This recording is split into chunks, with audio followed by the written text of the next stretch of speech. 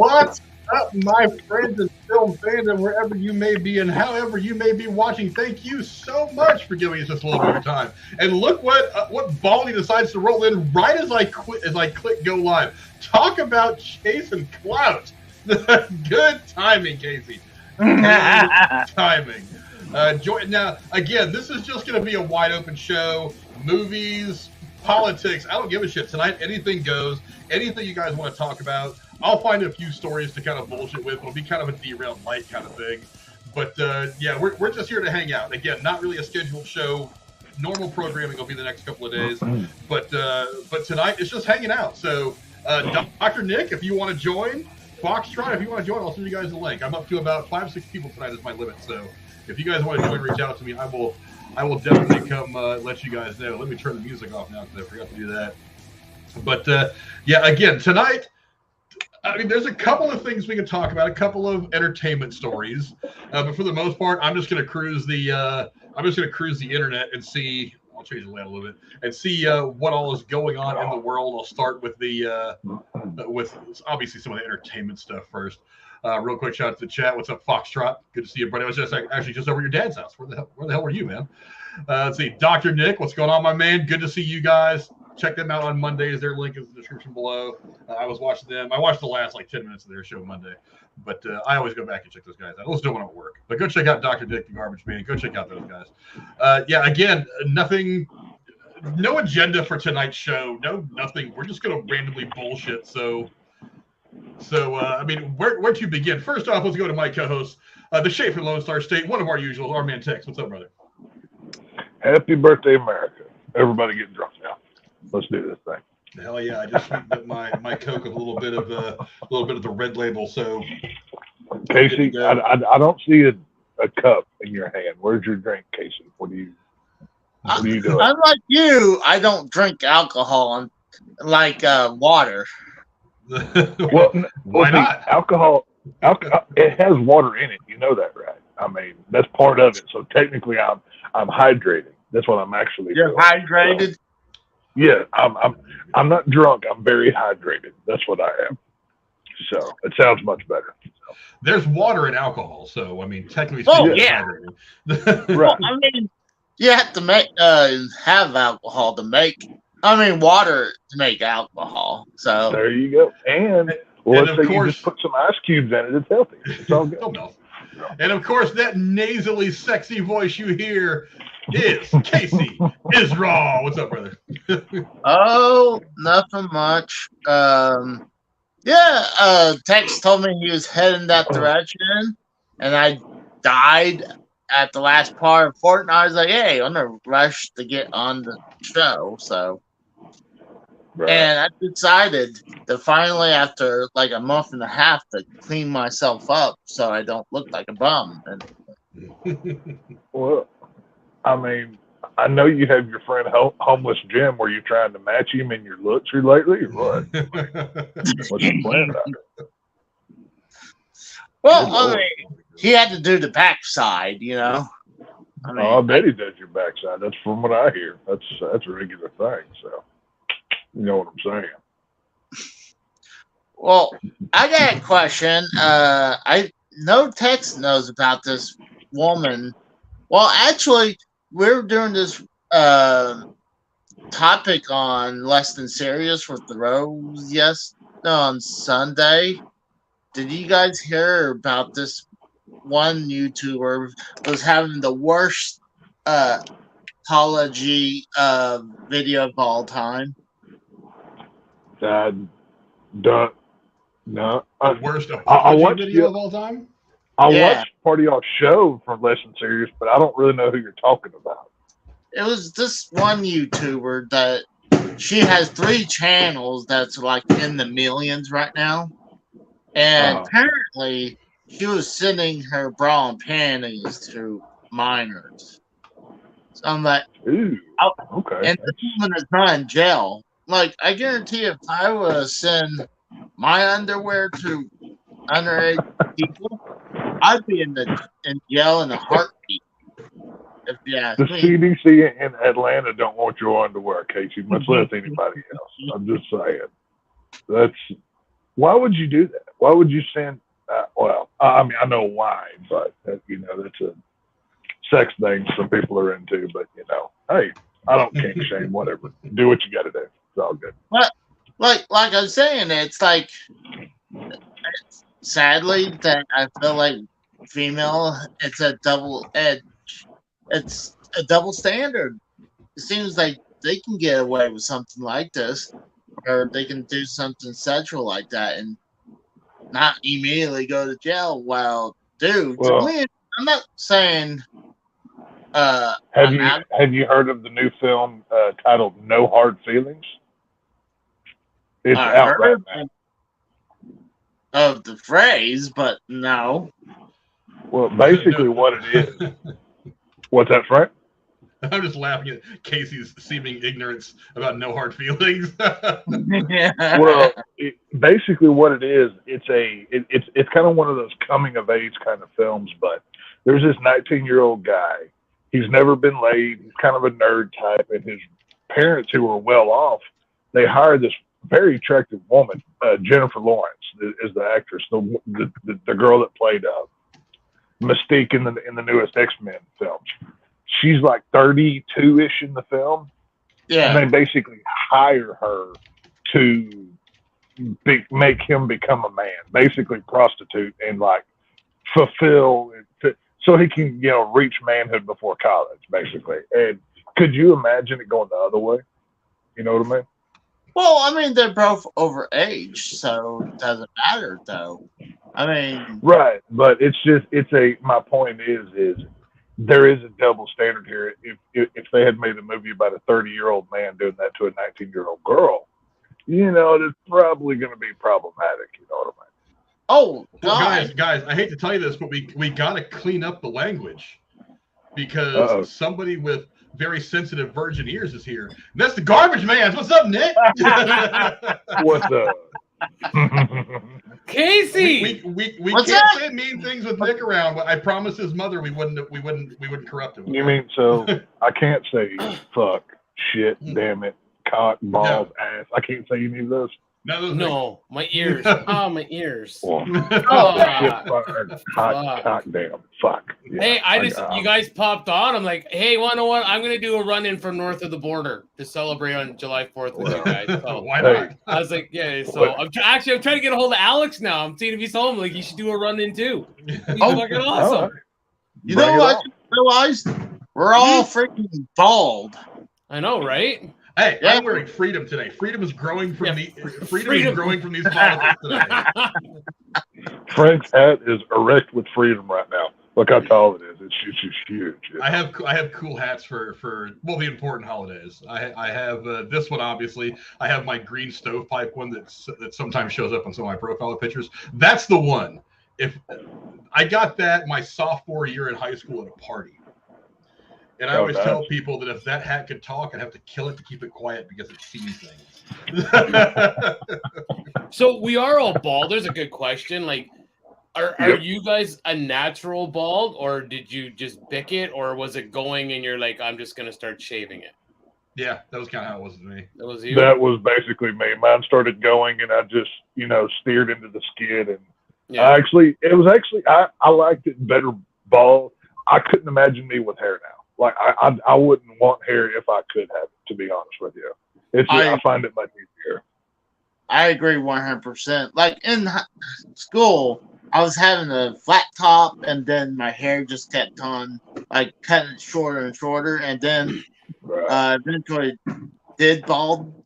But I would always have a kind of, like, maybe one or two. Then when I'm starting to do the Mr. Burns haircut, it's like it's time to just It's time just to. I can't help but think that Casey with a flat top would have looked like the older brother from Home Alone. I had like a pretty thick head of hair, and then I'll be honest, I'm a wrestling guy, so I kind of stone cold with shaving his head, and I started I'm 43 now. I started shaving my head when I was 20, and I never it grew back a bit after my accident because I couldn't shave in the hospital. But the kid's like, let it go, Dad. I want to see it. And its horror right here is just gone. He's like, yeah, Dad, you need to shave that. You need to get rid of it. It's kind of, you ever see that episode of Friends with Robert Picardo when he's dating Elaine? It's like, that's the one episode of Seinfeld I thought was like really funny because it's like he shaves his head. Yeah. For those of you who haven't seen it, he shaves his head and he starts dating Elaine, and Elaine saw an old picture of him where he had long hair like a rock star, and she was like, "Oh, you should totally grow it back to be sexy." So he grows it back for her, and that's when he realizes he was going bald. He had the Picard thing going on. Yeah. He'd been shaving his head for so long he didn't know that he was naturally going bald, and she left him because he was bald. You get those guys too that it's just like when they got like the bad skullet going, it's like just give it up. Just let it go, buddy. Yeah, it's like ripping the Band-Aid off. You just gotta grab it and pull. I mean, just accept it and move on. You know, yeah, I mean, it is what it is. Yeah. Well, when Dr. Nick was telling that story, I was thinking that whole thing before Frank said, because I remember where, like he said, Elaine's boyfriend was growing the hair, and he's like, I'm going bald. Like, he is bald, but he's naturally going bald. I'm like, so I thought that was hilarious. I'll say this, it's a lot cheaper on haircuts. You just buy you some razors and shaving cream. You know, I cut mine about every couple of days to make sure it's good and smooth or whatever, but you know, it's cheaper than $20 more for a haircut. I know that much. So. Yeah, how much is a haircut now? I don't even it's been so long. I have no idea. I don't know. I haven't had one in 20 years. I have no idea. And that's like, you know, you buy I don't know, razors I think are a lot more up here in Canada, but I could buy like a big pack of razors for $40 and that'll last me like 6 months. And it's big. It's got like 6, so like. Are you anywhere near the wildfire area up there? No, I'm not. No, that was way north of actually where me and in the chat there, Brody lives near me too. He was closer actually because he works way up north in Alberta. So Brody was close to it. Well, that's good. And I've had family. My brother-in-law works the oil rigs, and he actually got evacuated out of there. Really? Wow. Yeah. Glad he was okay. Yeah. Stupid, but is it still ongoing? Alberta's not as bad. The big one now was in Quebec and Ontario. That's why New York looked like an apocalypse. It was all from Eastern Canada. Yeah. See, I don't. Yeah, I saw those. Oh, go ahead, guys. I was going to say, I don't watch the news as much as, I don't want to watch the news, so I don't know what's going on with the whole Canadian forest fires right now. I know it was burning. Yeah, it was bad, yeah. I saw the pictures of New York City whenever it was real bad. It looked like Gotham or something. It was like this yellowish red sky, and all the neon lights were on. It looked like something out of a Batman movie or something. It reminded me of Walking Dead. That's what I thought of Walking Dead. It did. Yeah. Yep, totally. It kind of had that hue in the sky. Yeah. It was very, very creepy. It was like, okay, the walkers are about to come out, and it's kind of funny that new Walking Dead show that just came out takes place in New York City, so it was perfect timing. I mean, it's. They couldn't have planned it any better. So. Has anybody watched the new Walking Dead show? I have not. I have. I've watched one. I'm so happy that Negan is finally back to kind of what he used to be. I mean, he's not the bad guy anymore, but he's more quippy. He's not all apologetic like he used to be. So they're letting Jeffrey Dean Morgan have some fun with it. It's a pretty good show. Yeah, I saw it's on. I think it's on one of the. I think we have AMC Plus or something. The way if we have it, so. Or I want to let a couple episodes and I'll check it out. So you watch the first episode because if you haven't seen it, especially there's some new variations on the walkers. Like there's one. I won't spoil spoil anything, but there's one walker that has a rat inside of its mouth that's also infected and tries to bite somebody. It looks really cool. So it's worth checking out. Nice. Well, as a flat earther and believing in Bigfoot, I don't believe in zombies. That's the one thing I don't believe in. Because flat So Earth you're and cool with zombie go Bigfoot. so hand in hand. Right? Yeah, they're one and one. They're right there with each other, right? Exactly. Well, I'm just saying that I just don't believe in them. I mean, I have seen a Bigfoot. So in the mirror or before you shaved or what? And what was her name? And did Sitting on the shower. How, and did she let you hit that Sasquatch pussy? how long did y'all date? Are y'all currently together? I mean, I actually seen an animal Bigfoot. I mean, I for some reason I didn't think about pulling the phone out of my pocket and just snap a photo of. So you pulled your dick out instead and said, "Hey, look at this." That's he not couldn't just pull like his phone Casey. out because his hands were busy. So, yeah. Well, I got a so story. glad you showed up. I got a story. Maybe you guys heard of this one. Secret Service is investigating suspected cocaine found in the White House. Notice the lack of shock on my face. Yeah. According to this from the Washington Post, the preliminary test indicated the white powder found inside the White House Sunday evening. Let's see, prompting a brief evacuation was cocaine, according to two officials familiar with the matter, and the record of a dispatch from D.C. fire crew that responded to the incident. A spokesperson for the Secret Service said the substance is undergoing further testing to determine whether it fell from Hunter's ass or his penis, wherever he was hiding at. To determine what it is, authorities are looking into how it got in the White House. Well, I mean, you don't have to look too hard there, guys. I know you're. I'm guessing a balloon and somebody's anus was involved. Probably. He said the D.C. Fire Department determined the substance, which was found in a work area of the West Wing. So yes, it was in the White House. A lot of people are like, no, they found it all outside the White House along the fence. No, they found some in a work area of the West Wing. They said it did not present a threat. The discovery prompted an elevated security level and a brief evacuation of the executive mansion. This person said, President Biden was not in the White House at the time. Of course not. Why would he live there? He's the president. And this guy said an investigation of the cause and manner of how the substance entered the White House. He declined to say specifically how it was packaged. He said it was found by members of the Uniform Division of the Secret Service conducting routine rounds through the building. In a dispatch with an 8:49 timestamp, a firefighter with DC's hazmat team radioed the results of a test. We have a yellow bar saying cocaine hydrochloride. The brief broadcast is logged on a website called whatever.com, which allows people to listen live to archive radio transmissions. I don't really care. Let's see. The investigation is part in condition of anonymity to discuss the open case. Said 8:49 transmission was from the White House call Sunday night. The officer described the amount of substance as small, so it could have been 100, and we all know he does it by the pound. This guy, spoken for the D.C. Fire Department, said that only the agency provided support to the U.S. Secret Service as they conducted the investigation. I don't know. Text cocaine White House. Like me, the look of shock on your face is just everywhere. I'm guessing the packaging probably had the initials HB written on it with a Sharpie. Just, they don't really know who HB is.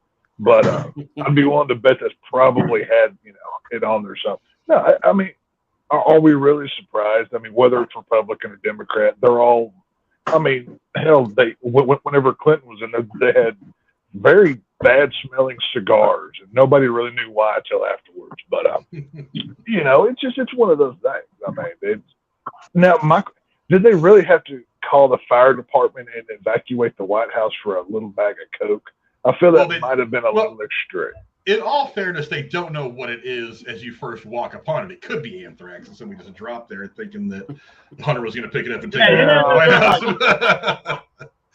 But, I mean, they have to err on the side of caution. You know what I mean? I get that, but it's I don't know. I mean, my guess is Joe Biden wasn't available for comment because he was still knocked out on his meds, sleeping in his grandpa diaper. But, it is what it is. So, hey, welcome to America. Folks. I was going to say, they're not going to open the Ziploc bag and, dip their finger in it. Go, look. Yeah, give it the old gum test. Was Eric Clapton around? Do we know if he was on the premises? I'm curious.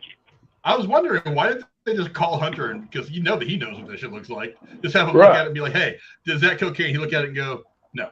I have supervision when it comes to what drugs are, and no, that's not cocaine. It's anthrax. Hunter Biden could have told you what field in Colombia it came from just by looking at the bag. Yeah, he just Yeah, he's a connoisseur. It's a nice 87 Colombia from the northern region, I believe. So back in high school, this one was watered 3 times a day just to make sure it was moist. Back in high school, we had a kid that we hung out with, and he liked his cocaine at the end of high school. And one day we took some Tylenol, we crushed it up, like, let's put it in the couch. We'll say, hey, look what we found, man! Look what we found. And like he came downstairs and we pulled it out of the chair. Well, look what we found! Look what we found! And he grabbed that baggie, he ripped it open on the table. As soon as he opened it, he went, "That's not coke." He knew. I was like, "Okay, dude, you're like 17. You have a problem." Like, yeah, if you can just open it and be like, "Oh, that's not coke." It's kind of like that scene from American Psycho that we just reviewed, where they're in the bathroom, like, "Oh, sweet and low," when they're snorting it in the bathroom. Yeah, you're like, just snort a lot of it, we'll get our buzz. Maybe if we do enough of it, we'll get high, something like that. Well, maybe it had to chop it up a lot. I mean, it has to be fine powder, right? I mean, I assume.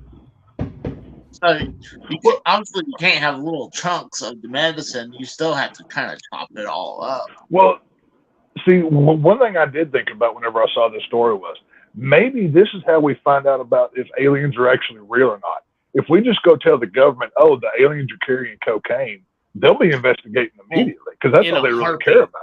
Yeah, that's what I'm saying. We'll just be like, the aliens are smuggling in fentanyl and cocaine. Go get us the information. We'll have it by noon. It's not that hard. In one of their 7 alien buttholes, we'll have to check them out.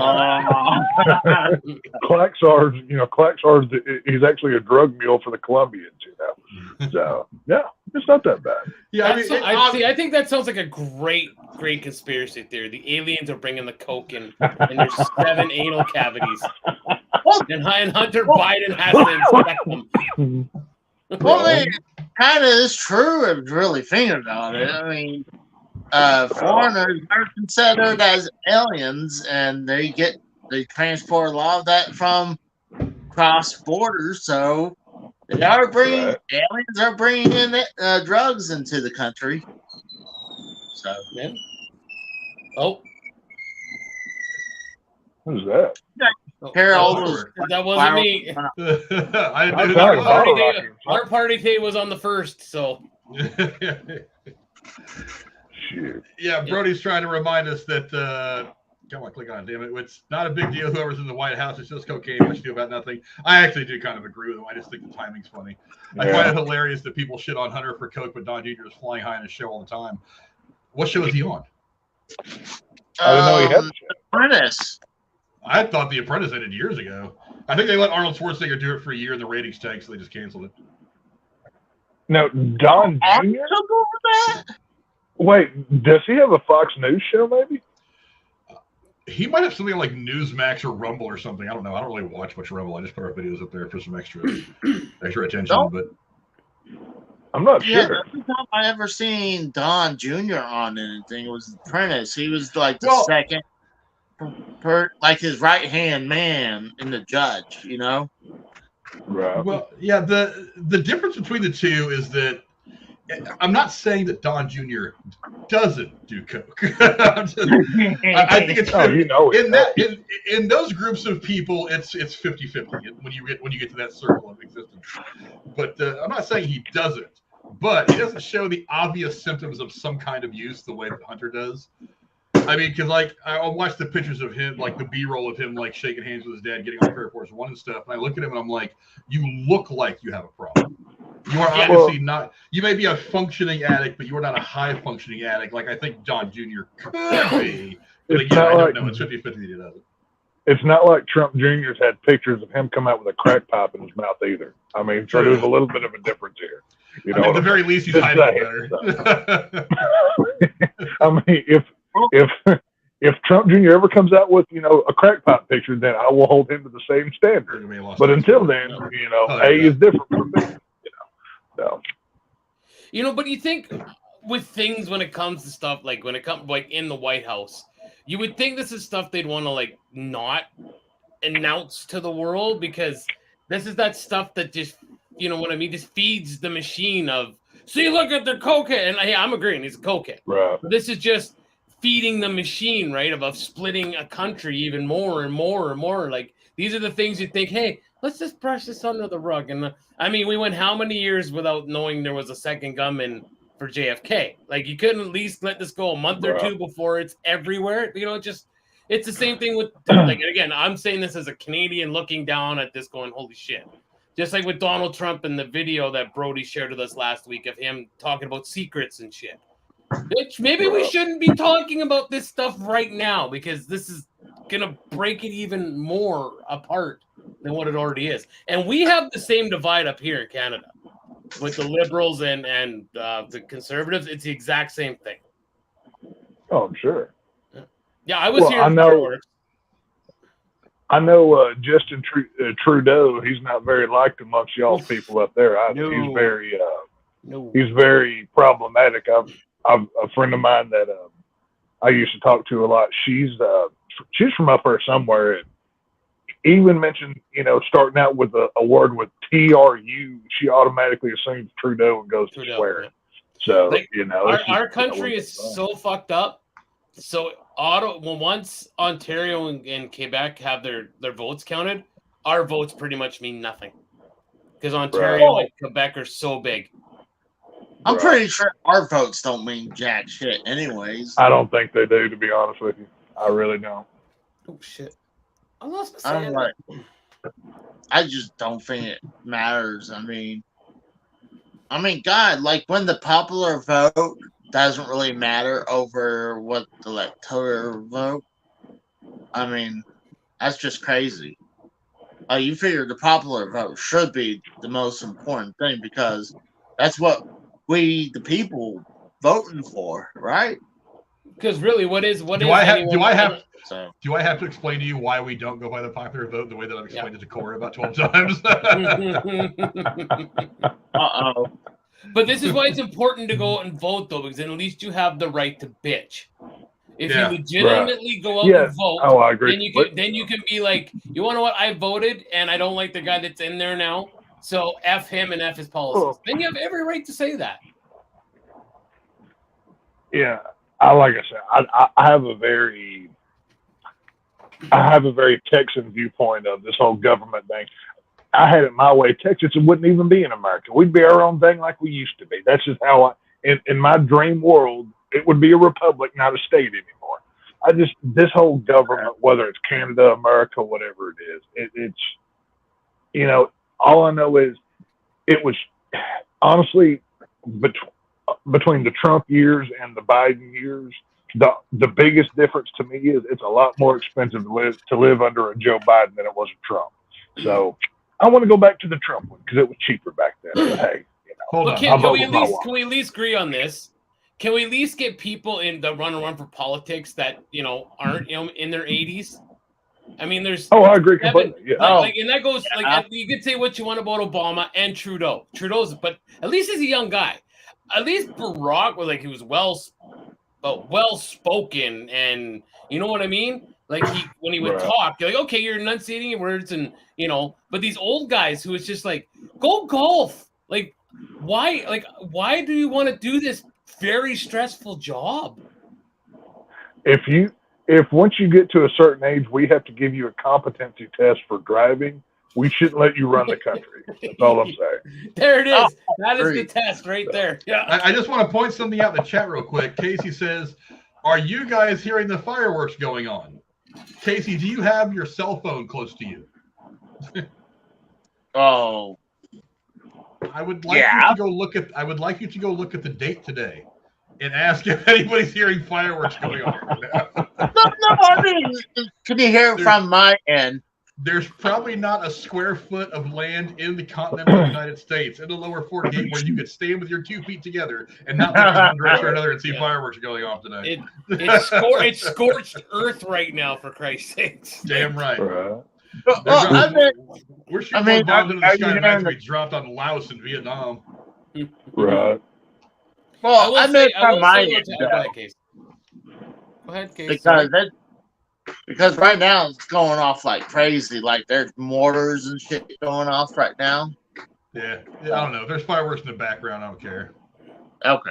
I'm not taking tonight's show that seriously. That's why I let you on.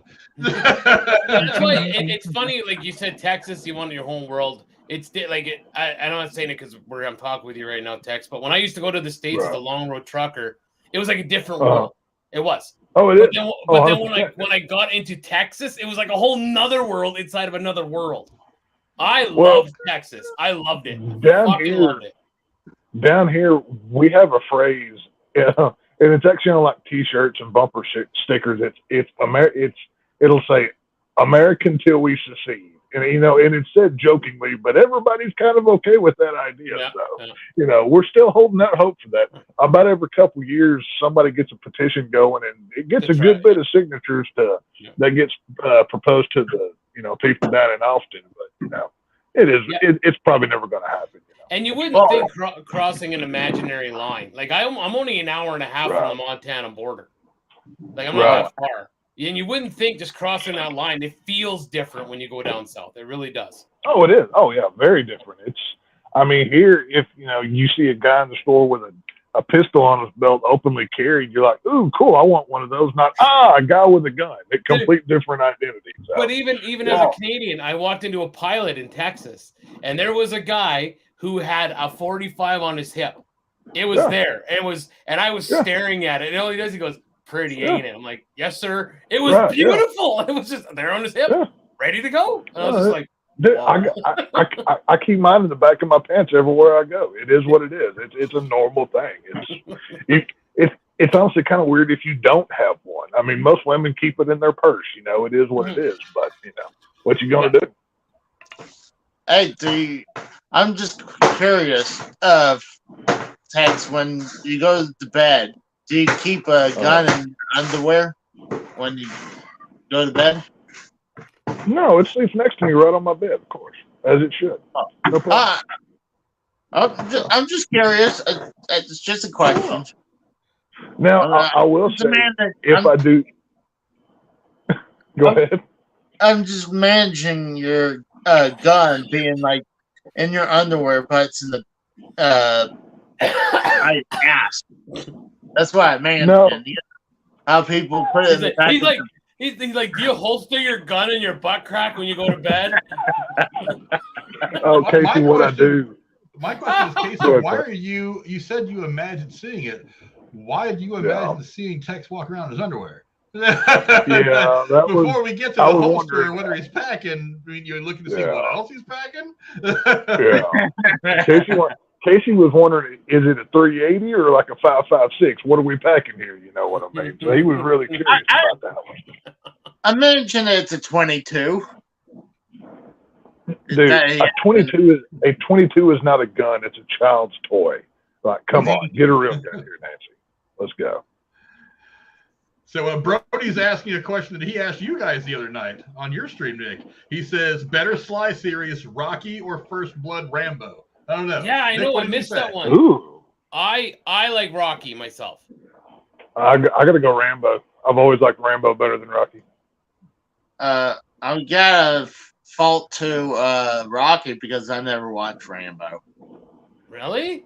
Well, they're both very, very good. Yes, well, they're both third good. one not so much, but all of them were pretty good. I'm gonna side with Rocky. Better writing, better movie. Rambo is one of the quintessential action movies of an action era of the 80s. So that's great. But I mean, better writing, better character work is Rocky by far. Well, minus Rocky 5. We don't count Rocky 5. That didn't If happen. you want to go by just strictly awards, I mean, didn't Rocky win an Academy Award for? It wasn't Best Picture. Was it Best Picture? Best Picture. He won Best Picture. He was nominated, I think, for Best Director as well. I think it was not.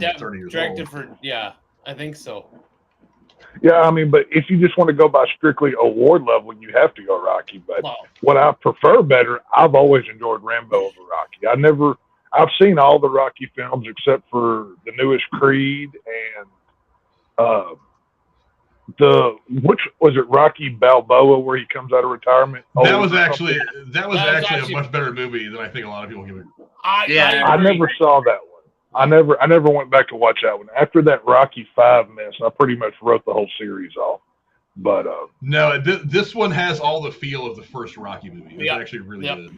Okay. I went into thinking, I'm like, okay, I'm going to watch this because it's Rocky. I'm just going to watch it. Right. And then I came out, like, I finished watching it going, I really enjoyed that. Holy crap. I don't know.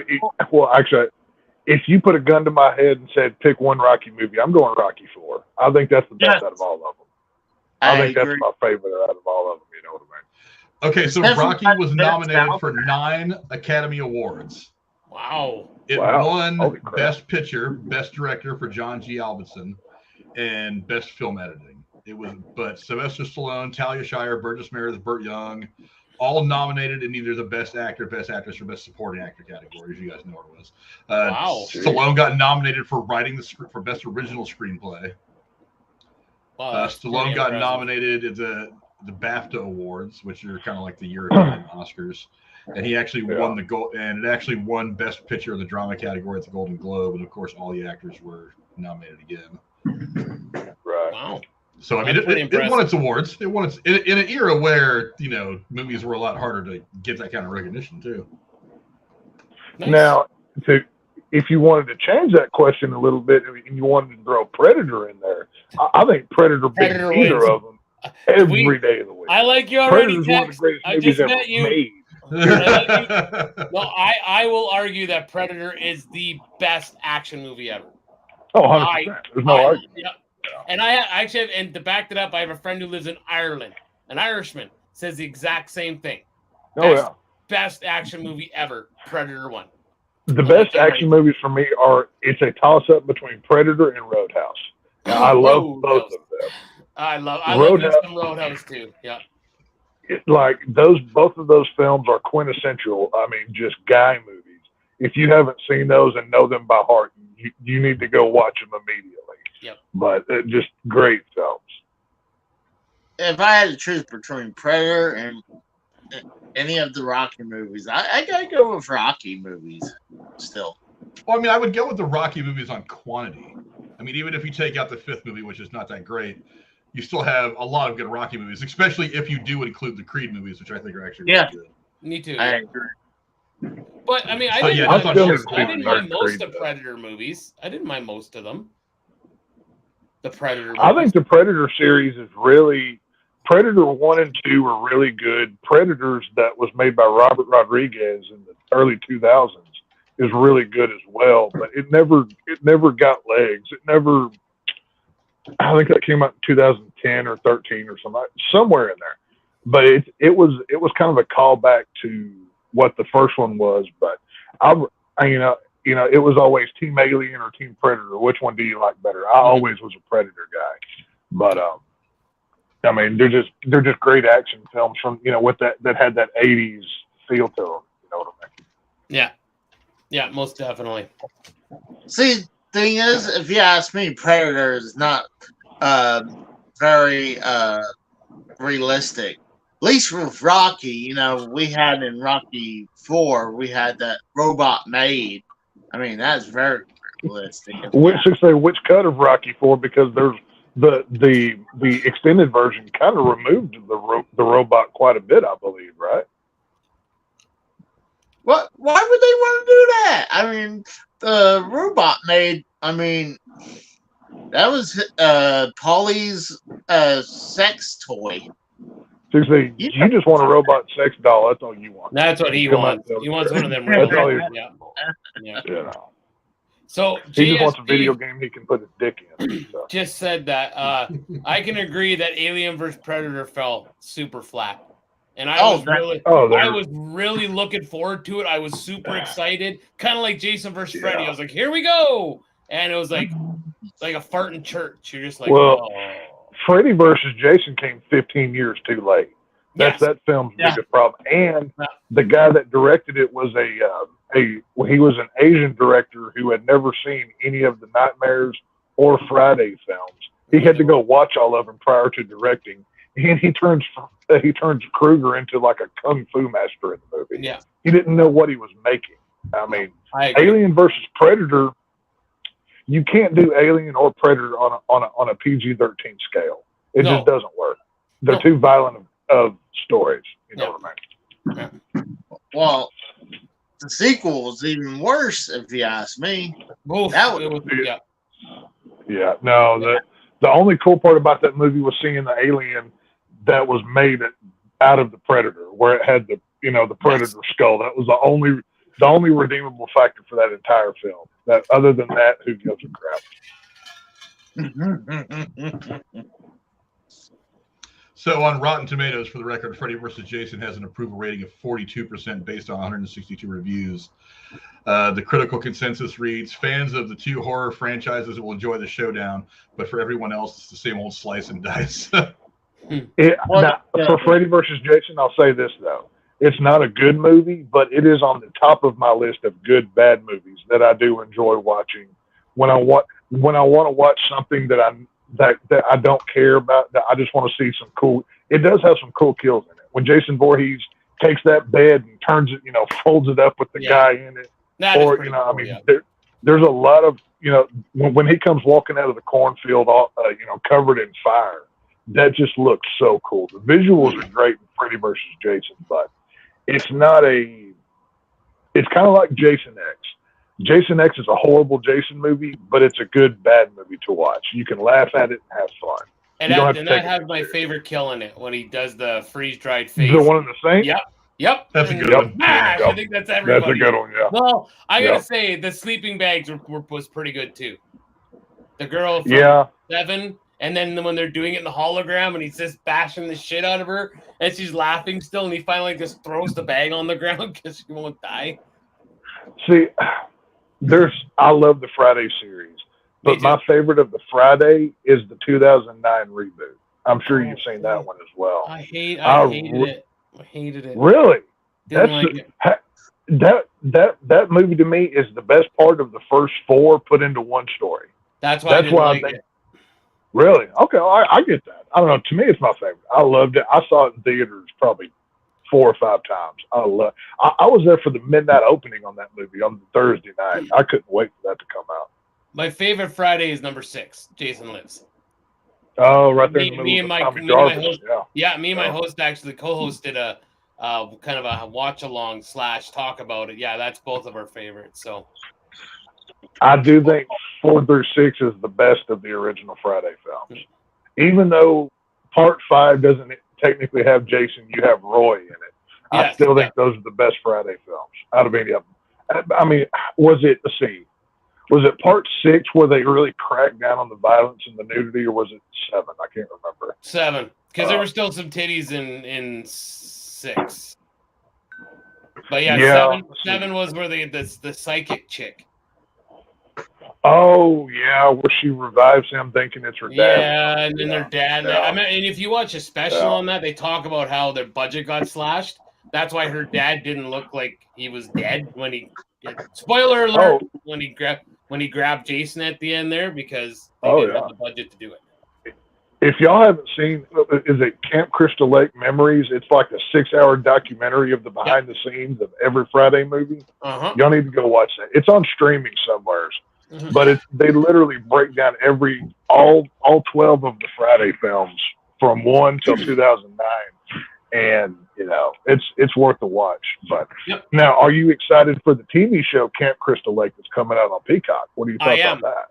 I'm really excited. I'm hoping they do it right, and I'm hoping that I can get it up here. I don't know what it'd be on for me and Brody. Hopefully, like Prime or something in Canada, because we don't get Peacock. Right. So I'm excited, just as long as they do it right, as long as it's done right. And I don't even know I can't even sit here and say how it'll be done right, because we've only ever seen the scenes where Jason's just flopping in the water, right? We don't really know, irresponsible counselors are the reason he's dead. That's all we've ever really known. So I'm interested to see how they're going to tell the story, the full story about. Well, I was looking into it. I know that because obviously the movie rights thing is an issue, all that's tied up or whatever. But since this is a show, they kind of have an out to do whatever they want. So the guys that are making this have full access to everything Jason. The stuff that Sean Sean Cunningham and Jason Miller both own. Like both guys, they have access to everything, so they can have stuff from. I'm really hoping we get Elias, Jason's daddy, involved in this. That'd be cool besides, to see, besides the fan films and the comic books, he's never been on screen. Nope. So there's a lot of stuff that they could use. That would be a cool prequel idea if they wanted to go the prequel route. Yeah. Yeah. Well, follow like the shitty relationship between Jason's mom and dad. There could be a lot of like psychological shit behind that. Yeah. I just hope we don't focus too much on Jason's mama, because I'll be honest with you, I don't care. I hope she's not the focal point of it. I want Jason as the focal point. I mean, Jason's mom, to me, the original Friday the 13th is the most it's the one I come to least. I will watch any of them before watching that one. Like, I don't know. To me, it's the most boring. But I feel that way with number 2, actually. I feel like, I don't mind me. Like, I'm kind of 1 or 2. I'm just kind of like, I want to get to Jason with the mask. It's like I like Baghead Jason. I watched him a couple years ago because my kid had never watched them. So I watched them all. I'm okay, I got through it. It was all right. But, Let me grab I've actually got the 2009 Jason figure from that film, and it came with the bag. It came with the bag head and the one with the hockey mask. I have the bag head on him. That's always been my favorite Jason look. I think it's very underrated. Actually, my kid, my wife or my son got me. There's at our Halloween store, they had a big piece of wood like that, and it's got all the different Jason masks on it. I haven't put it in my office yet. It's still upstairs, but yeah, I love Jason, but my favorite horror movie slasher is Texas Chainsaw, original, like 70s. Greatest film ever made. That's so fuck. I like this. That's my personal favorite horror film. Yeah, I love it. It was only 1 kill with the chainsaw, but it's just the whole size. Just the psychological journey that you go on through it. The most unlikable cripple man ever is in that film. Whenever he's screaming, Sally. I was so glad Franklin he got fucking diced up. Franklin! Whenever he's sitting there in the bus with you just want to push him out of a moving car. You just want to open the door and let him roll. You know what I mean? Just one of those things. Yeah, you're supposed to like have empathy for this guy, and that's pretty badass. So, yeah, there's the 09 Jason, nice, made by NECA. Nice. Yeah, but pretty cool. You nailed it, Franklin. Yeah. You never want to see a crippled guy die. So now I just got this came to my brain. I'm like, why was he even there? Yeah, so like, who's more hateable? Okay, Tex can only answer this because Franklin or Lori from Walking Dead.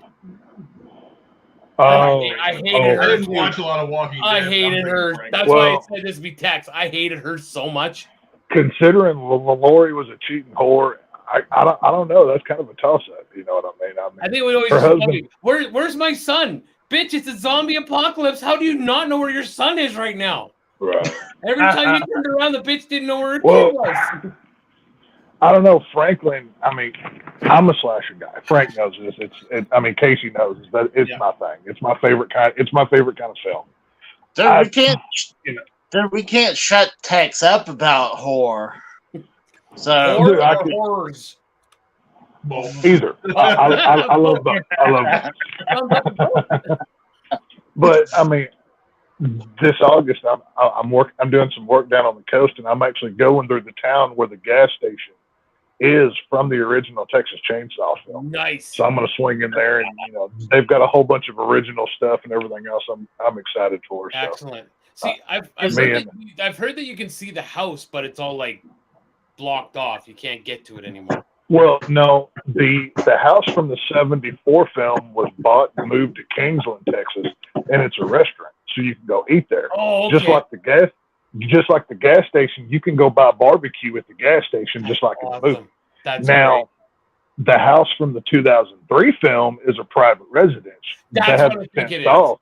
Yeah. You can take pictures on the outside of the fence, but if you try to get on the driveway, they will call the cops because I've had friends that it's happened to. So don't do that. Yeah, but, makes sense. Makes sense. So it's a whole thing down here. Nice. Okay, but guys, you know what? I just wanted to pop on. I was here for a while. I need to go ahead and snack and get to bed. I got to work in the morning. So happy 4th of July, guys. Brother. Thank you for having me. Later on, Nick. We'll see you guys later. We got some movie reviews to do. We'll have you back. Yeah. I had Dr. Dick is in the description below. Go check out his shit as well. I had to mute for a second and sound like they were having their finale because it was like.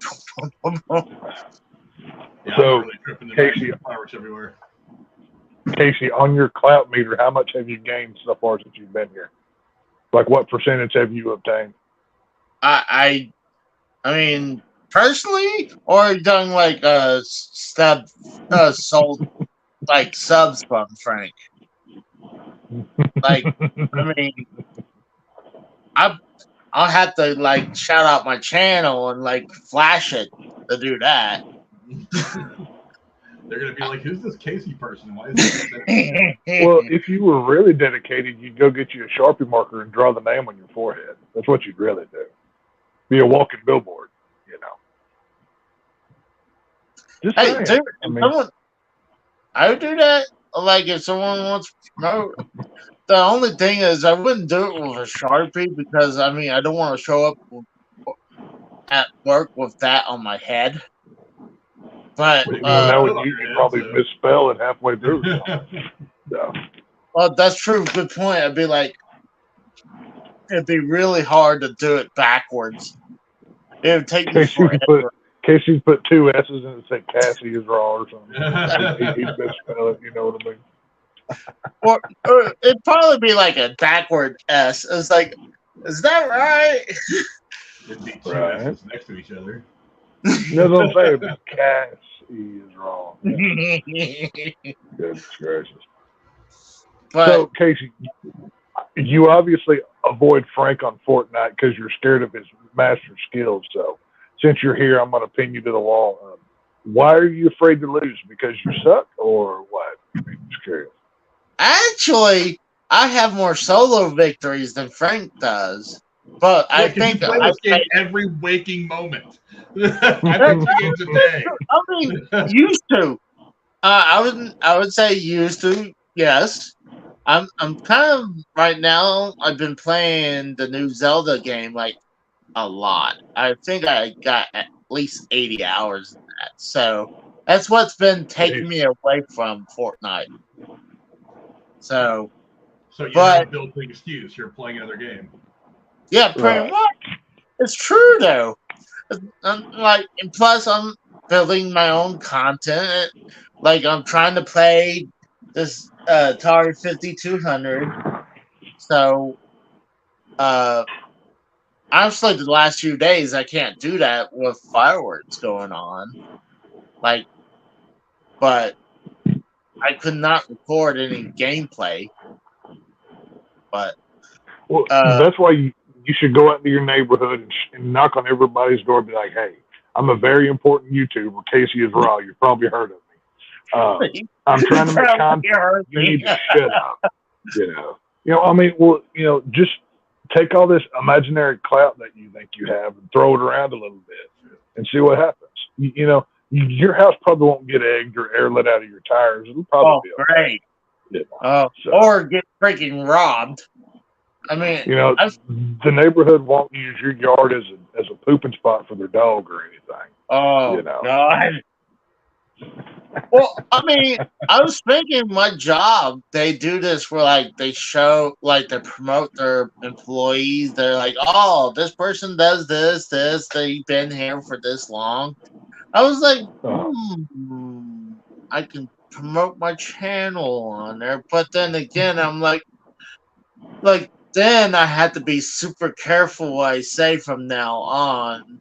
So I was like, no, I'm not going to do that. Like, God forbid I say the wrong word. They're like, Casey, we're going to have to let you go. Like,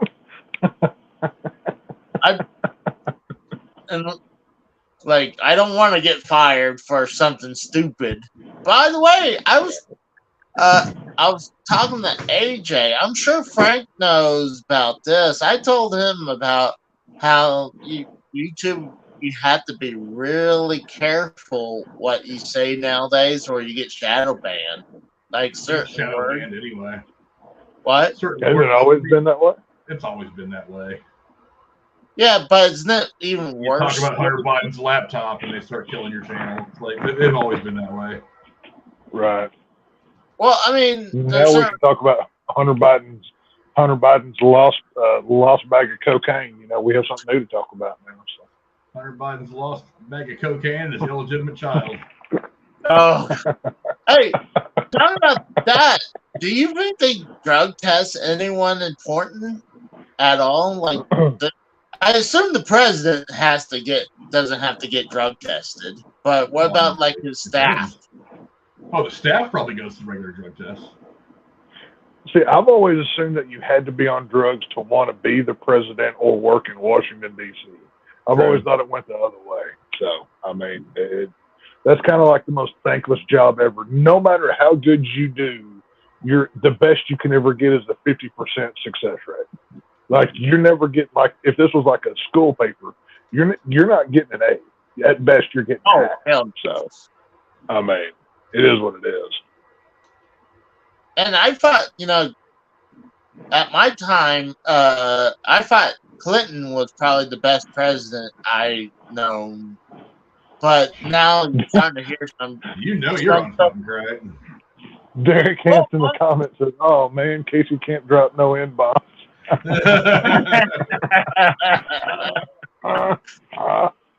was good. What's up, Frederico? Hold on, are you saying Crazy Blade? You can't say Nick. I think you know what you say over there. I think I mean we've heard some of the filth over there. I'm just, let's not stand on ignorance now. Come on. I have conned Mikkel to say a few times on his channel, though. I'm not gonna lie. I kind of stole he's got to break it up into 27 syllables, though. They're not going to understand what the hell he's saying. Well, understand him. He could be the most racist person on the planet. You're not going to understand what he's saying. Yeah. I don't know if this is legal or not, but I'm pretty sure if closed captioning can't pick it up, it doesn't count. I think that's the rule. I agree. I'm not for sure though. So. Dude, closed captions don't really understand me, much less him.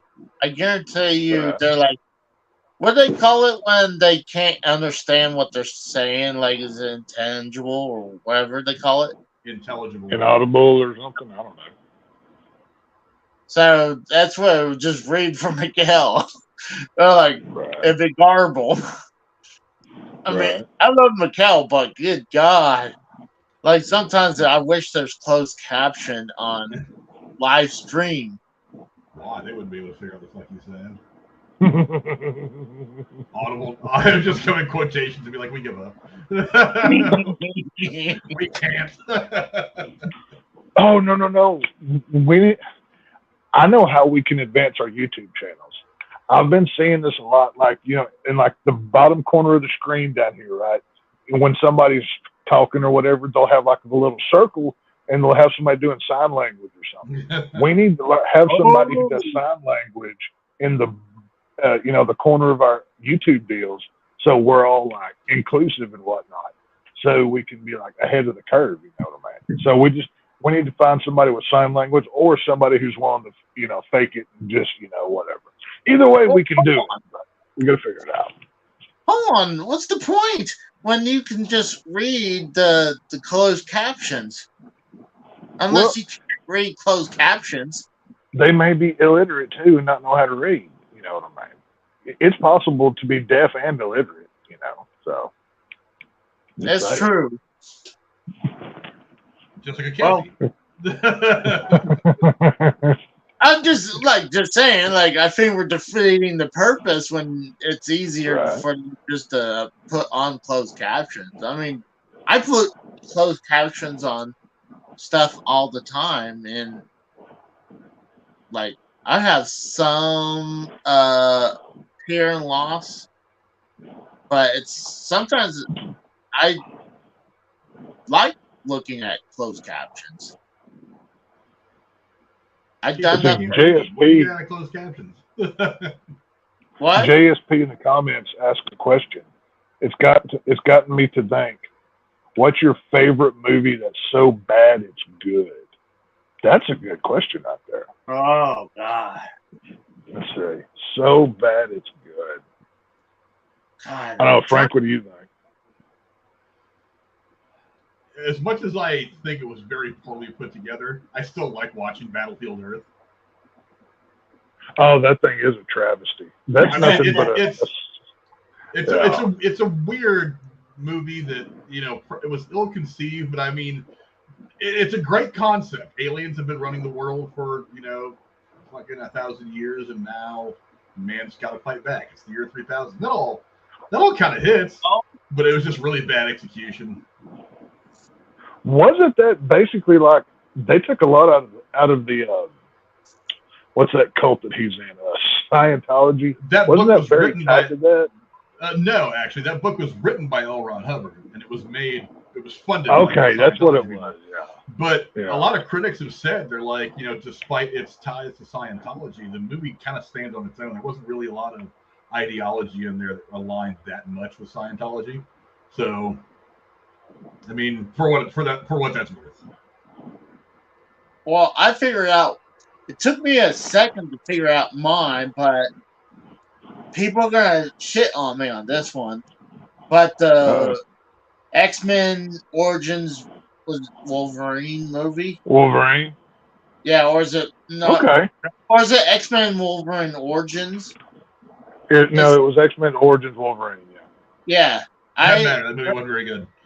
I actually really like that movie. I don't like Wolverine. I gotta agree with you. I like that one too. I don't like the one after that one, Wolverine, the one with the what's it called? The Silver Samurai. The one where he's over in Japan and the Silver Samurai. Yeah. I thought that was horrible. And obviously Logan is awesome. But but that was made by a different guy. And plus, I mean, they allowed it to go rated R for the first time. I mean, there's a list that I could pick from, but I'm going to pick another Hugh Jackman movie. I love the Van Helsing film that he's in, and it is a horrible film. It is not good, but it is a lot of fun to watch. It plays on, you know, the whole Universal monsters and everything else. It's got a very, the CGI is horrible in it. When you look at Dracula's wives, like, it looks like it was done on like MS Paint or something. It looks bad, but I love watching that movie. That's when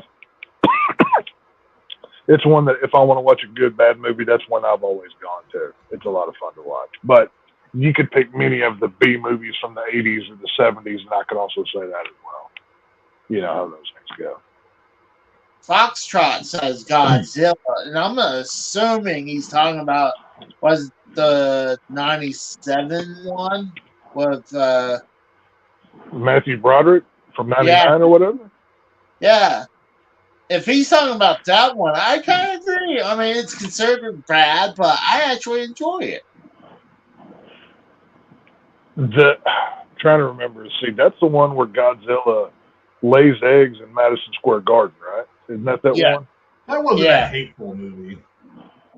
Wasn't good. I remember seeing that in the theater, but I think I saw it one time when it came out on tape. But I don't think I've seen that movie any more than that.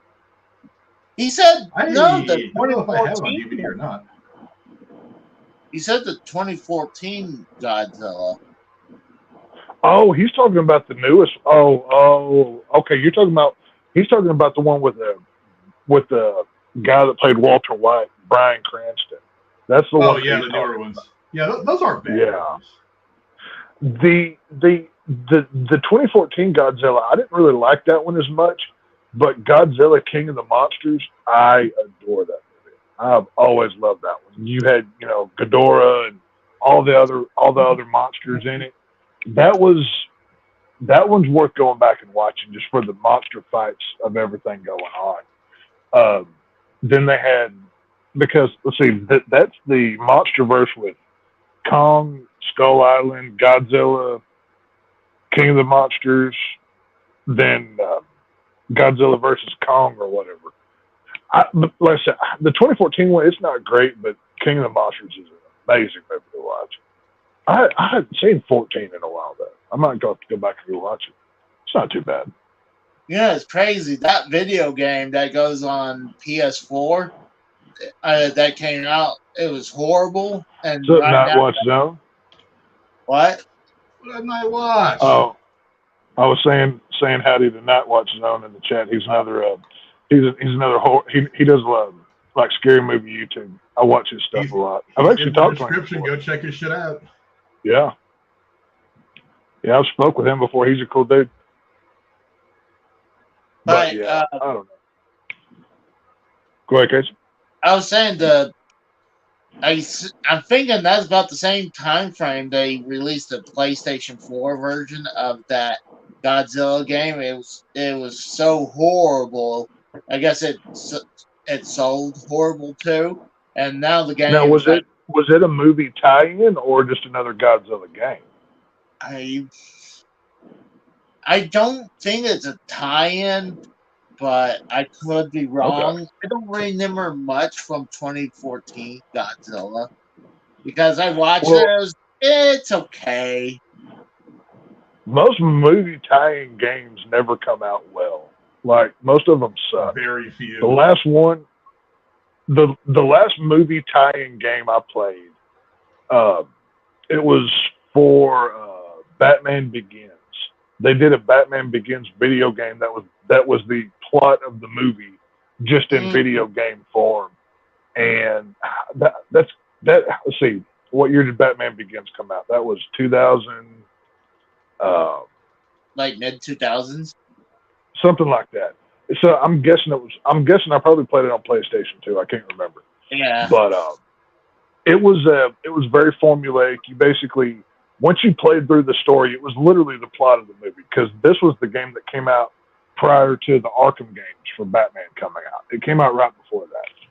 And once you beat the game, all you really got for winning it was, oh, here's a bunch of new costumes for Batman, so you can go replay the exact same game that you just beat. So there was no real, there wasn't like a free roam like with the Arkham style or whatever. It was just very story driven kind of thing. But it is what it is. Oh, I think the best one I remember was Star Wars Episode 3, and I played that one too. Huh? I played that one as well. I actually liked that one. Yeah, it was like they were showing clips from the movie and stuff. So you're kind of like, if you hadn't watched the movie, it spoiled the movie for you. Well, I know in that one, because you could play as Anakin and Obi-Wan. Like, you went back and forth or whatever. And, I mean, correct me if I'm wrong, you may not even remember, but couldn't you choose to not go to the dark side if you were Anakin? Wasn't there different endings for that game? I don't think so. I think you eventually just turned bad. Okay. I could be wrong. I couldn't remember. Yeah.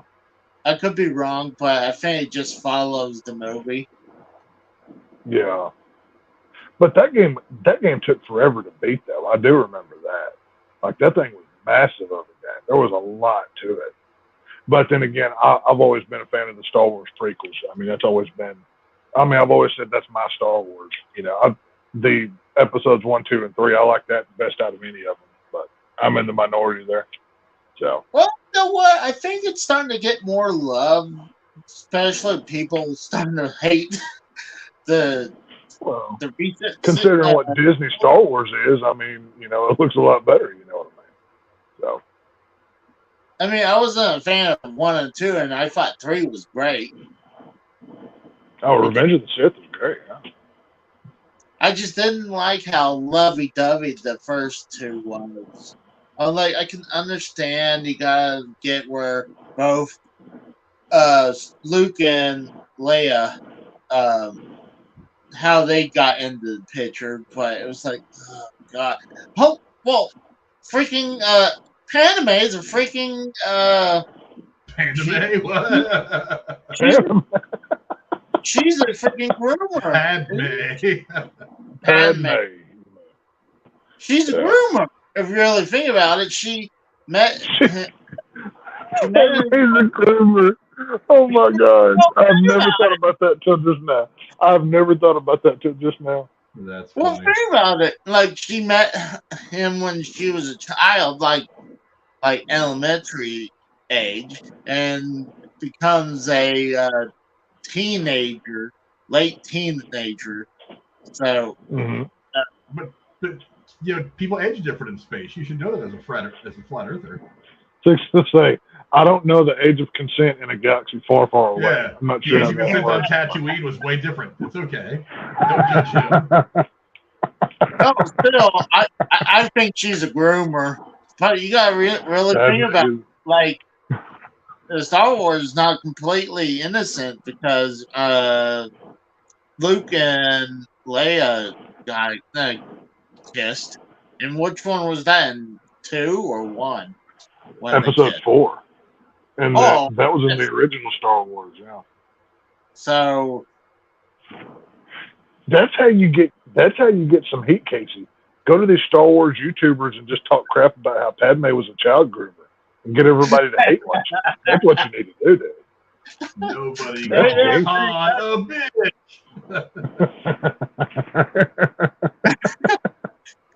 You can go and say, "Oh, Darth Vader was a racist and Padme was a groomer," and then you just at everybody with your channel and get them to come over and watch. You know what I mean? Just create some heat for them. There you go.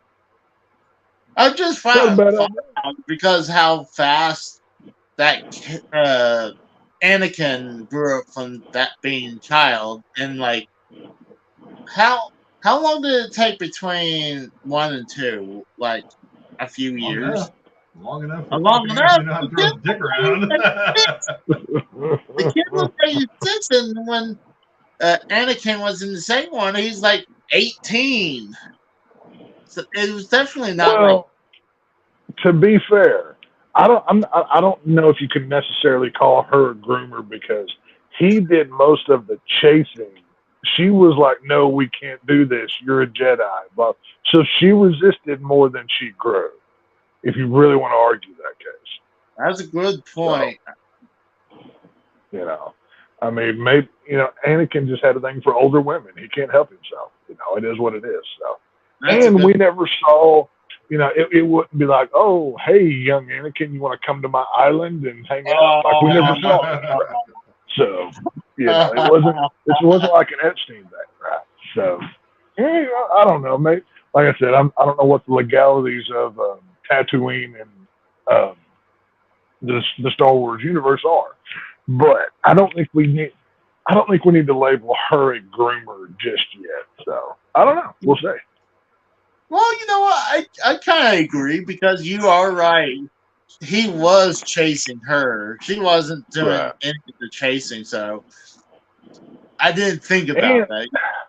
And push come to shove, Padme could always say, "Oh, that wasn't me. That was my decoy that did all the grooming." Because there was more than one of her in that movie too. True. Oh, didn't she blow up in the second one, or was that then the third one? Beginning of the second one.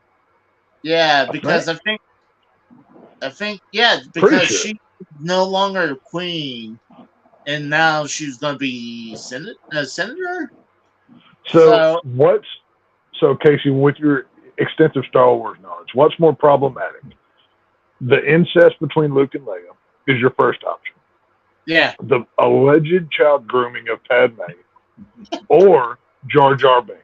What's the most offensive thing in Star Wars? What was the third one? What was the third one? Jar Jar Binks. Those are your three options. I still think Padme. Wow. All right. This is why you shouldn't review movies, Casey. See, if I would have answered that question, I would have said George Lucas because this is the guy that came up with child grooming, incest, and Jar Jar Binks. That's the real answer to that question. Oh, good point. But, granted, when he first did the episode 4, I guarantee you, he didn't think like, well, I'm going to make them brother and sister and Episode 5. And I would argue that because George Lucas said, I mean, go back and listen to old interviews. He said he knew the end. He had the beginning and the end. He filled in the middle as he went. So you could argue that he didn't know ahead of time if you really wanted to. Well, I mean, maybe the trilogy, probably the first original one, but I mean, it's obviously they had to piece together the first trilogy. I mean, the prequel. No, he actually wrote the whole thing, but he knew it needed to be broken up into different acts, and that's yes. He wrote an outline that encompassed the entire universe, film universe anyway. But he knew that he couldn't. But he knew from 1 to 9, but he knew he couldn't fit it all. Yeah, he had 1 to 9. So he broke it up into chapters.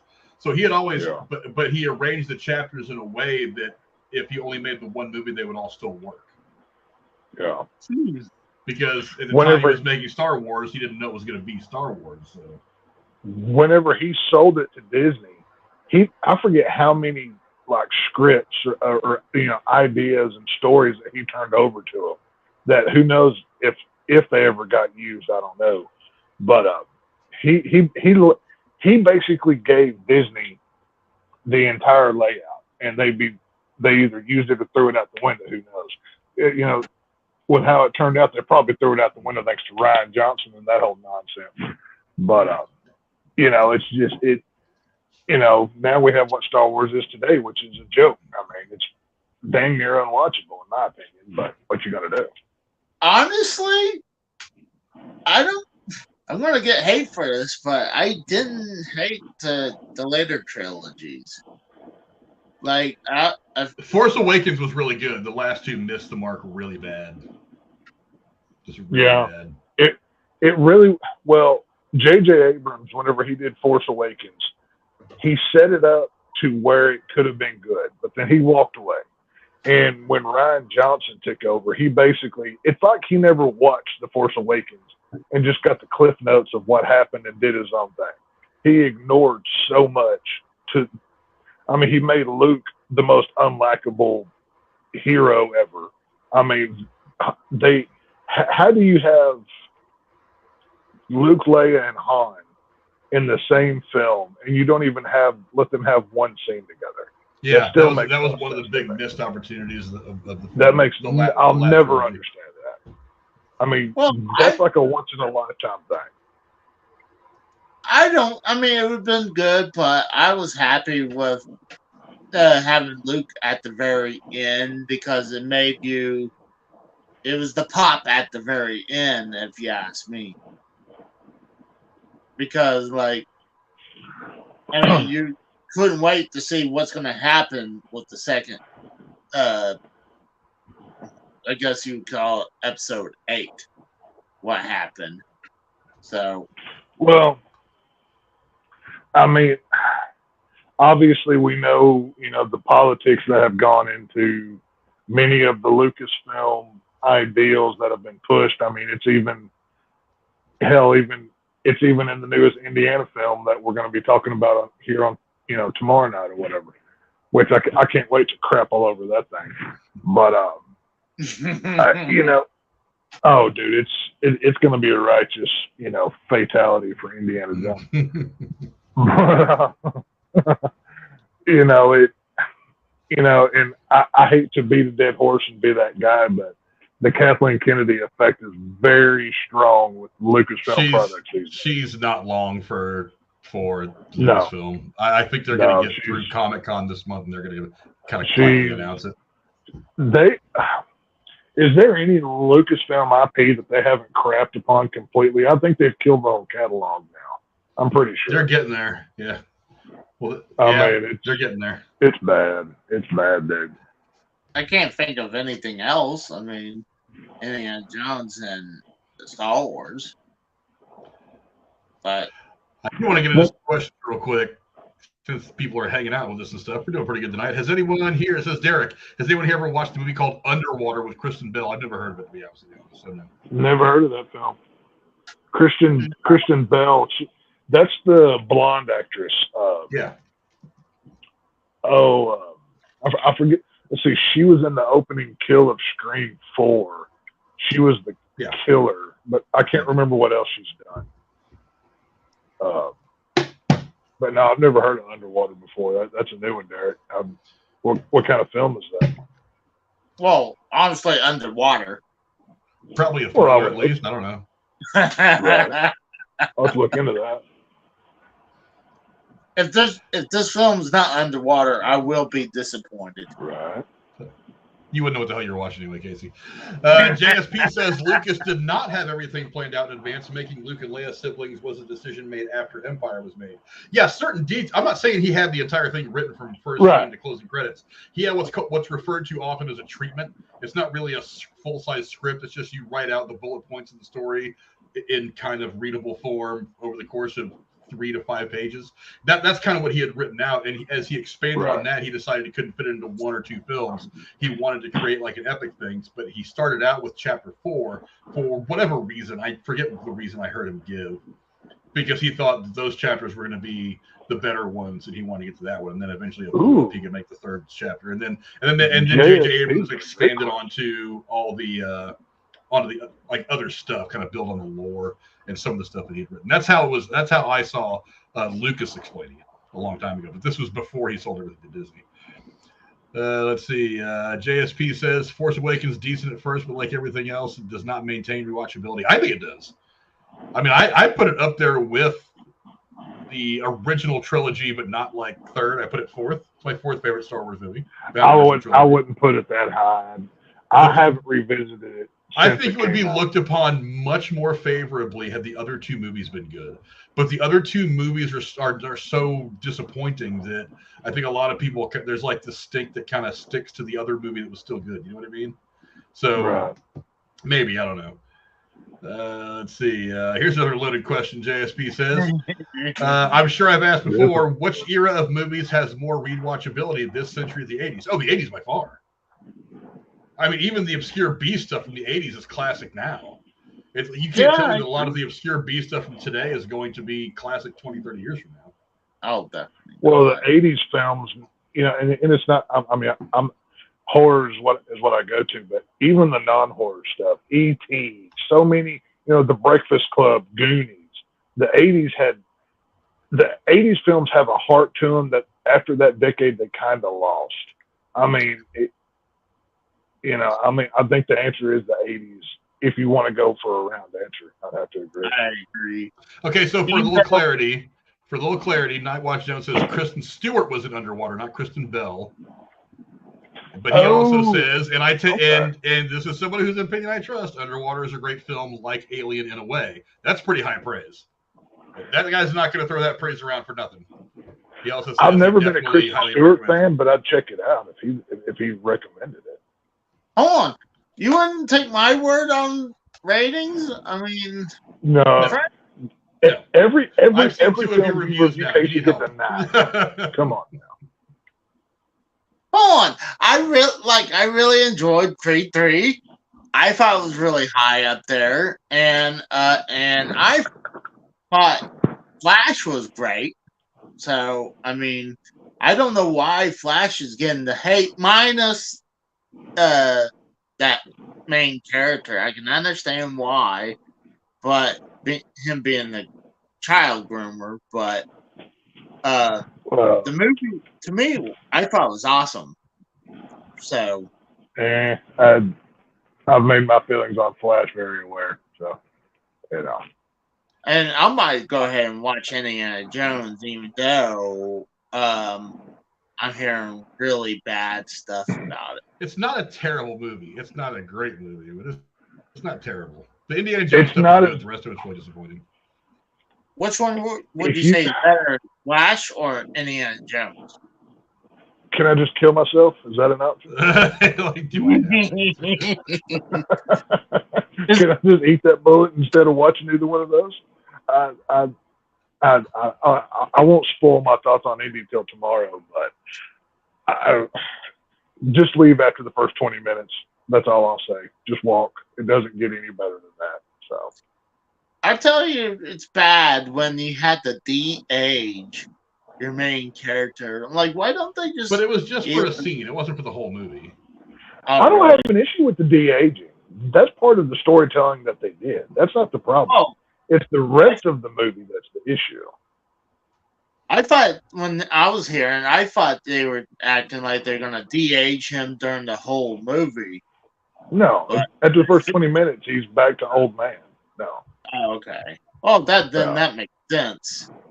But I feel like how old he is, they either need to recast him or maybe do young Indiana Jones. No, I'll borrow a line from the earlier films. It belongs in a museum. Leave it alone. Let it die.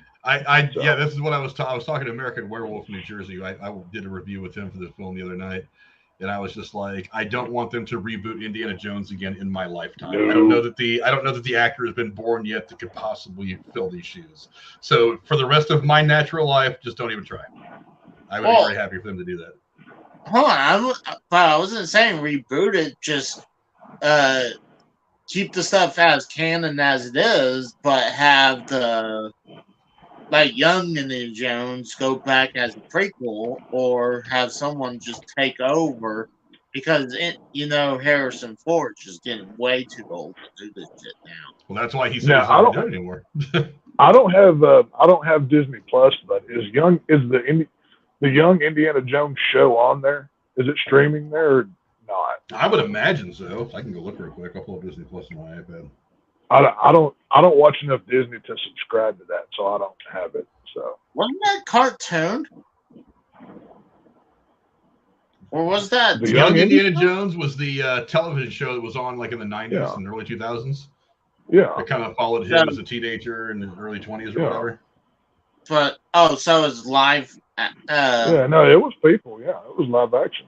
Okay, because I'm thinking also about James Bond Jr. because that's a cartoon for sure.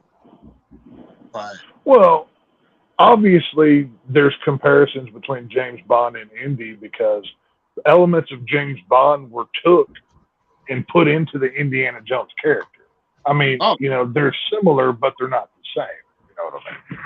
So, yeah. But no, we don't need. Frank was right on Werewolf Show.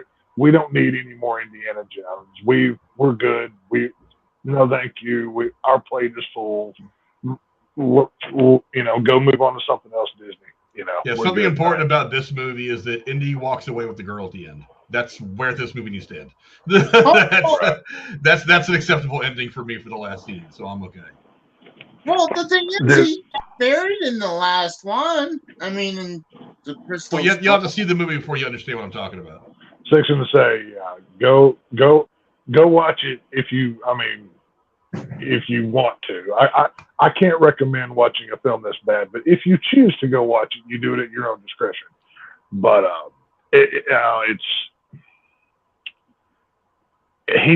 to say he's a helpless old man by the time the end of this movie happens is an understatement. So, yeah, they definitely nerfed him a lot. TSS asked a good question that's probably about to spur some good debate. What's the weirdest film you guys have ever seen? Weird. Pee-wee's Big Adventure? Yeah. That was eclectic. I don't know what your definition of weird would be.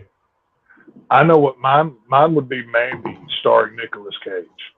It's like have y'all ever seen it? Mm-hmm. I mean, it takes place in the 80s. He's like a logger, like a lumberjack or something, and there's like a cult that basically kidnaps his fiance and they kill her. And he goes into Nick Cage rage. It's kind of where it came from. And he snorts these drugs, and like the whole movie is kind of like it's like an acid trip if you combine Hellraiser, Friday the 13th, Terminator, basically every 80s franchise that was popular, and threw it all into one film. This is what Mandy is. It's got like half of the movie has this weird bright red lighting all over it. It's a weird, trippy watch to see. There's that one, or there's another one. It's called Fried Berry. It was both of these were actually featured on The Last Drive-In with Joe Bob Briggs. But Fried Berry, it's a South African film. Very little speaking in it, but it's this guy that he takes drugs and he's like kidnapped by aliens and he interacts with people over a night. Very weird, very odd, but kind of, it is what it is. Honestly, I don't actively go watch weird movies, but I mean, like I said, the only thing I think of right off the top of my head is Pee-wee's Big Adventure. I love that film. I love that. That is, I mean, the whole storyline that Pee-wee was, I grew up watching Pee-wee Herman, so. I loved his TV show. I grew up on that. Like, weird one. It sucked when they had to cancel it because he got arrested in that masturbating in that theater. Oh, speaking of people, who was the guy that played Morpheus and Cowboy Curtis on Pee-wee show? Oh, that's right. Yeah. What was his name? Lawrence Fishburne. The sexual tension between Cowboy Curtis and the girl on Pee-wee's show was always just like thick as hell. Did anybody else notice that? No. Can you find that show anywhere right now? Probably. I'm sure it's streaming somewhere or the internet. If you have the internet, there's a way. You can find anything that you really want. That's true. But Cowboy Curtis was always like overtly hitting on the female character on that Pee-wee show. Like they weren't even trying to hide it. It's like I mean, as a kid you didn't notice it, but you go back and look at like, holy crap, this is, whatever. And Rob Zombie, the music artist and movie maker, he was a production assistant on that show. That's where he got started, was Pee-wee's Playhouse. Yeah, like a lot of guys go back and started on Pee-wee's Playhouse. Yeah, he whenever Zombie did Joe Rogan show, he talked about it. How he was a nobody back then, living in New York City. But this was before White Zombie anything. And he got started on Pee-wee's Playhouse. So that was a launching point for a whole lot of things. Well, this is a weird subject, or weird tie-in, but a lot of times on YouTube, I like to watch where people's graves are and shit. And the person who played the genie in that box thing in Pee-wee's Playhouse, they found the place where he actually has his urn in the same box, and it's creepy because inside the box is his genie face, and it's weird. It's in this mausoleum that has windows, but you can see the urn, and it's just creepy as fuck. Really? What did he always say on that show? Was it Loco? I can't remember. The genie, what did his catchphrase on Pee-wee's show? Loco something or another? I can't remember exactly what it was. Now I want to go back and watch. I want to watch that movie and the old episodes. I've got that VHS of Pee-wee's Big Adventure somewhere. I'm going to dig that out and find it. Pee-wee's Big Adventure is actually a fun movie. I'm not going to lie. When I say that Tim Burton is a hit or miss director, that's one of his hits. That was the first movie he ever directed. Yeah. So he did that. I've always liked that movie. I always thought it was a lot of fun. Yeah. I think maybe something between there. I don't know, but they were pretty close together. But my weirdest movie, I was actually just trying to describe it to Jennifer earlier today, ironically enough. Probably Clockwork Orange. The movie's so weird. Yeah. Yeah. It's like you watch that movie high, then you watch that movie sober, and you see it two different ways, and you're like, wow, why do I like this movie? It's something wrong with me. But that's probably the weirdest. I mean, I could throw in like Human Centipede, something like that. That's definitely that's not so much weird as it is like shocking. That's like up there with a Serbian film, and I know I've talked about it numerous times, but I kind of loop those in together. You know what I mean? Yeah, but I don't know. I mean, I know. Let's see. TSS says the weirdest film he ever watched was that Weird Al film, not the biopic, but the movie he did in the '80s. UHF is a fantastic movie. Yes, that is so good. I think it's on YouTube for free right now. It's free with ads. I think I've actually got a bootleg copy of it on DVD somewhere. But yeah, I think you can find it on one of the streaming services too. I don't quite know which one. Yeah, I think it's on everything right now. But yeah, you can watch it free in a couple different places. It is so good. Oh yeah. You know, if you don't want to subscribe to a streaming service, YouTube Movies has a lot of good stuff for free on there, and they rotate their catalog pretty regular too. I don't know if it's like once a month or whatever. And I won't lie, the biopic that came out a couple of months ago that we talked about on Roku with Daniel Radcliffe starring as Weird Al. I'm not going to bullshit you. That was a fun watch. I mean, it was obviously goofy and stuff. Obviously, it wasn't true. It was Weird Al doing a parody of his own life, which I think is kind of meta. But that movie is not bad at all. It's actually really, really fun to watch. The ending is hilarious. There's one of my favorite TV shows I used to watch all the time. I think it gets not the praise it deserves is News Radio. I love that show. That had David Spade on it, right? Wasn't that David Spade? No, this had Phil Hartman. Yeah, Phil Hartman. That's the show that Phil Hartman was doing when he died. Yeah. Joe Rogan was on that show. Yes. David Spade. That was a pretty good sitcom. Yeah. David Spade wasn't on there. I think you're talking about Andy Dick. Which one? Andy Dick was on News Radio. Yeah. Okay. Well, I'm talking about a different show that was very similar. I know I could be wrong. Spade was on there too. I don't remember what it was about. Yeah. There was a lot of good sitcoms on. Like, I tell you what, the '90s movies may not. Well, the '90s had a lot of big blockbusters, but overall, I think the '80s had better films. But the '90s had a lot of good television shows. I think the '90s might beat the '80s in TV, though. I mean, and that's saying something because those '80s sitcoms are. I would say the '70s are better than the '90s. The '70s had all kinds of shows. Come on. You know, Casey, give me an '80s TV show, and I will match it with anything from the '70s. I'm not saying the '80s is bad, but the '70s had some crazy shit. Actually, there was a lot of the best sitcoms, best shows from the '80s. Actually, kind of started in the '70s, so maybe we're kind of both. Full House? That's an '80s show. Yeah. Full House was Brady Bunch. Full House was '90s. I got started in the late '80s. See, it's one of those ones that kind of overlaps a bit. Wow. And what about I think same thing with Family Matters. I mean, Family Matters. I know it overlaps in the '90s. Well, I mean, I think the two obvious stand-ups, if you want to go '90s shows, it's got to be Friends and Roseanne. Friends that I would get. Yeah. Oh, I'm not saying that. I'm not saying it's my personal favorite or that I like it. I'm saying culturally significant. They still sell merch for that stuff today that's brand new. You know what I mean?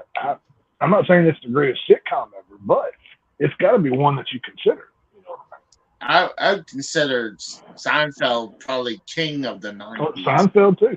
I prefer Seinfeld over Friends. You can plug in either one of those. I mean, Home Improvement. Like either one of them.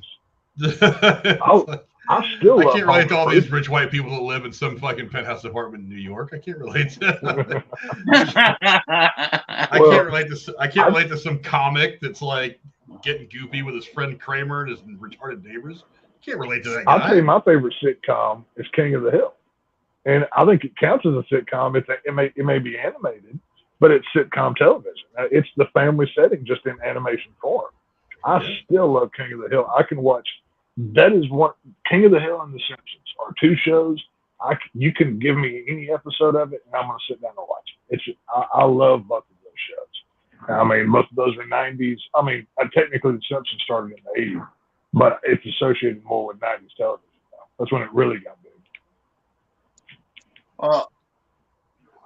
I mean, 70s gave us Brady Bunch, Chips.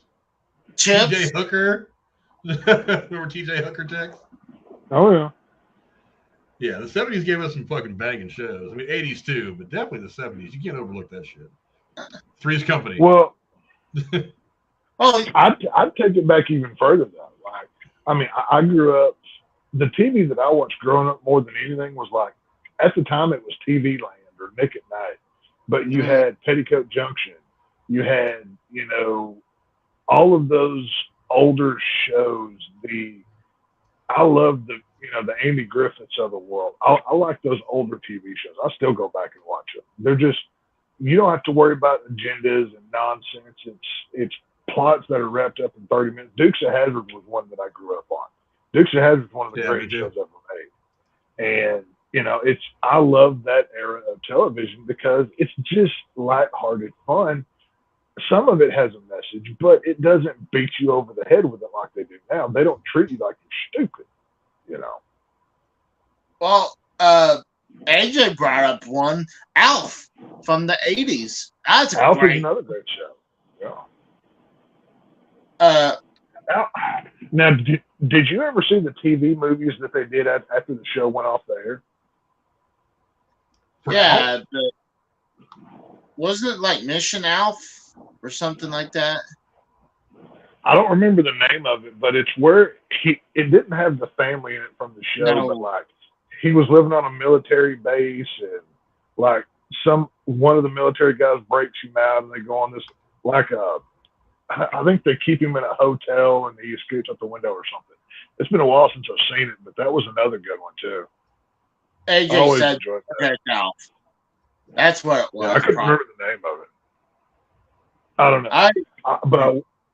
JSP bringing the fucking heat. Sledgehammer was a hilarious sitcom. I remember laughing balls. I haven't heard of that in forever, dude. That's a good one. I think it only lasted like 2, maybe 3 seasons. But it was like a really super comedic kind of cartoonish take on like Lethal Weapon or something like that, or just kind of the standard cop dramas of the time. Hey, the greatest cop show ever made is Walker, Texas Ranger, and I'll fight anybody who doesn't agree. Walker, Texas Ranger is gold, buddy. I love that. I can hear the theme song in my head right now. That's one of those. Dukes of Hazzard and Walker, Texas Ranger was always on my television. So, whoa, newsflash! Guy in Texas loves Texas stuff. Hey, you disrespect Walker, Texas Ranger, he will kick you through the screen. Okay, don't even at me with Chuck Norris. I got news for you. Chuck Norris is gold. So come on now. I just remembered one, but I totally forgot. Though, God damn it, I hate that.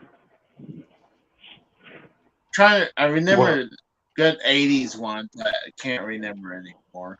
I always if you want to go 80s, I always like the Family Ties with Michael J. Fox. I like that one too. Yeah. I just remember Night Court. The original. The original, not that stupid reboot. The original was great. Yeah, this reboot's missing real bad. It's really disappointing too because I wanted it to be good, but like the last scene of the last episode of the first season is the only time where it felt even a little bit like Night Court, and but that was to me was like you can't save this show. Well, but I mean, was it Dan? Oh God, he was the prosecutor, but now he's the defendant. John Larroquette. Well, I mean, I kind of get some of the changes. It's like having Abby as the judge. Okay, fine. And then I would still rather have Dan as the prosecutor, not the defense attorney. It is kind of an interesting role reversal, but I think his snarty I mean, you gotta kind of make it look like the old Night Court without doing like a shot for shot remake thing. So you need to have these relationships that are good and people that are likable. And I gotta be honest, I do not like half that fucking crew, half that cast. The prosecutor girl, she's obnoxious. She overacts a bit. I just can't do it. The little nerdy Indian court clerk. I'm like, are you really going to try to hook him up with her? Come on. He's a weasel. He's not anybody I can easily like. He's annoying. I don't know. Well, it looked like that, though. I mean, didn't it look like the same set? It looked like it. I mean, it's supposed to be new. It was anyway. modeled after it, of course. Yeah. They probably still got all the blueprints and shit there on file. I mean, movie companies, they tend to hold on to shit like this for a long time. But the only reason I it's all the soundstage reboot for John Larroquette. If it wasn't for him, I mean, obviously, you know, John Larroquette, he did the opening crawl for Texas Chainsaw 74. I think he did part 2, and he also did 2003 and then Night Court. But that's the only reason. He's the only reason I ever watched the reboot. Yeah, he kind of the good episodes of the show. He's the one that actually saves them. The episodes that aren't good is kind of like the story just doesn't work, and even he couldn't save it. But I don't know. I was sitting there watching it, and I realized that I'm not watching it and laughing. I'm watching it because I feel compelled to, because it's Night Court, and I want it to be good. So I feel like I owe it to the '80s show. But I mean, I was like, I'm gonna watch this entire first season of this because I want to give it a chance, and it just never really gets there. It's like the whole first season is trying to set up longer range stuff, and I'm like, yeah, but you gotta entertain me. They weren't entertaining me. Well, that's kind of like whenever Roseanne came back. It didn't have the same. It didn't have legs like the original did. And then once they kicked her off of the show, it got even worse, and nobody watched. But yeah, I find it hilarious that they are propping that show up the way they are. Yeah, they keep saying it's getting great ratings and blah blah blah. It's finishing like in the 50s. There are so many other shows that would have gotten axed by now, but I think they just so desperately want to look like they kicked Roseanne out, and the show did great. They're trying to. It's all about them saving the face. Didn't they change the name to what? The Connors or something? Yeah. Yeah, the Connors. Yeah. I'm gonna hate to be the minority, but I actually enjoyed the Connors. At least the first few seasons. There's a pattern developing here, Casey. You realize this, right? What? I really like Dan's character. I think he's one of the better ones, and I don't know. I think Dan is the best part of the show. Oh, he is by far. So, I just think it's a good show. I mean, is it perfect? No, but I love these general comments that he's making, trying to sound smart. No, I'm just saying that, like, I'm in the minority, of course, but I think it's good. I mean, I can't. What do you know, Casey? I honestly don't see the people said there's a initiative behind it, or I don't really see that. Agenda, honestly. Not initiative. Yeah, agenda. Yeah. I don't see it really. There's a very clear agenda being pushed on that show. Minus, I see they're pushing where the little kid being gay, but I'm like, I like this question JSP says, though. He says, I actually prefer Spin City over Family Ties. Now, which version of Spin City, the one with Michael J. Fox or when Charlie Sheen took over? Because I actually like it better with Charlie Sheen. But that's just me, though. I liked it better with Michael J. Fox, but Charlie Sheen was still funny. Who was that? Wasn't that Heather Locklear was on that show too? Wasn't that? Yes, I think was her. She was I think she was some kind of a assistant or something like that, or some, I don't know, somebody. It's been a million years since I've seen the show. What was that lawyer show that William Shatner did? That was Boston Legal. That was a pretty good television show. I remember watching. That was the one he did with what's his name? The guy that voiced Ultron. Yeah. Why am I drawing a blank? Yeah, he was on there with him. I can't remember the guy's name. He was the guy that took over on The Office after Michael J. After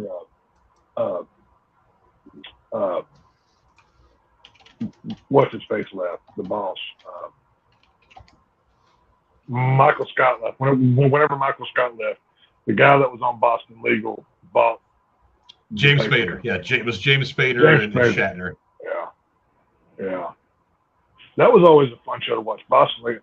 That was one. I never caught that one live.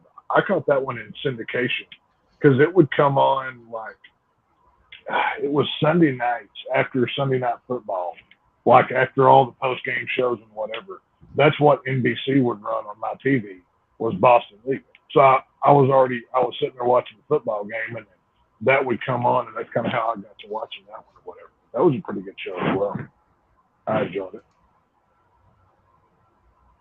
Well, I mean, what do you guys thought about 2.5 Men after Charlie Sheen left? What about that? The show should have ended. I kind of agree. I mean, if it hadn't jumped the shark yet, I'd say go for it. But it was okay when Ashton Kutcher took it over, but Charlie Sheen did great in that show. That whole Charlie Sheen debacle, the whole Tiger Blood and I'm a wizard and blah blah blah nonsense. That was just a mess, anyways. But I watched for a little while with Ashton Kutcher on that show. I watched maybe a season and a half or so, but I don't know, it just kind of faded pretty quickly. It didn't have the same charm to it that Charlie Sheen brought to the role. Yeah, chemistry means a lot and stuff like that. And once you replace an actor, the chemistry changes. The last thing I remember on that show was Alan was dressing and acting like Charlie. I love how his brother dies, but when they sell off the mansion, but he still lives there after Ashton Kutcher, his character, buys it. I'm like, if I bought like over $1 million beach house, I would throw that guy out of the house as fast as possible. No doubt. Like, get the fuck out of here, loser. What are you, a dentist? Get out of here. It's like, no, he's a chiropractor. He's a chiropractor. Oh, that's right. He was a chiropractor. I would tell him and his deadbeat son to get out of the house.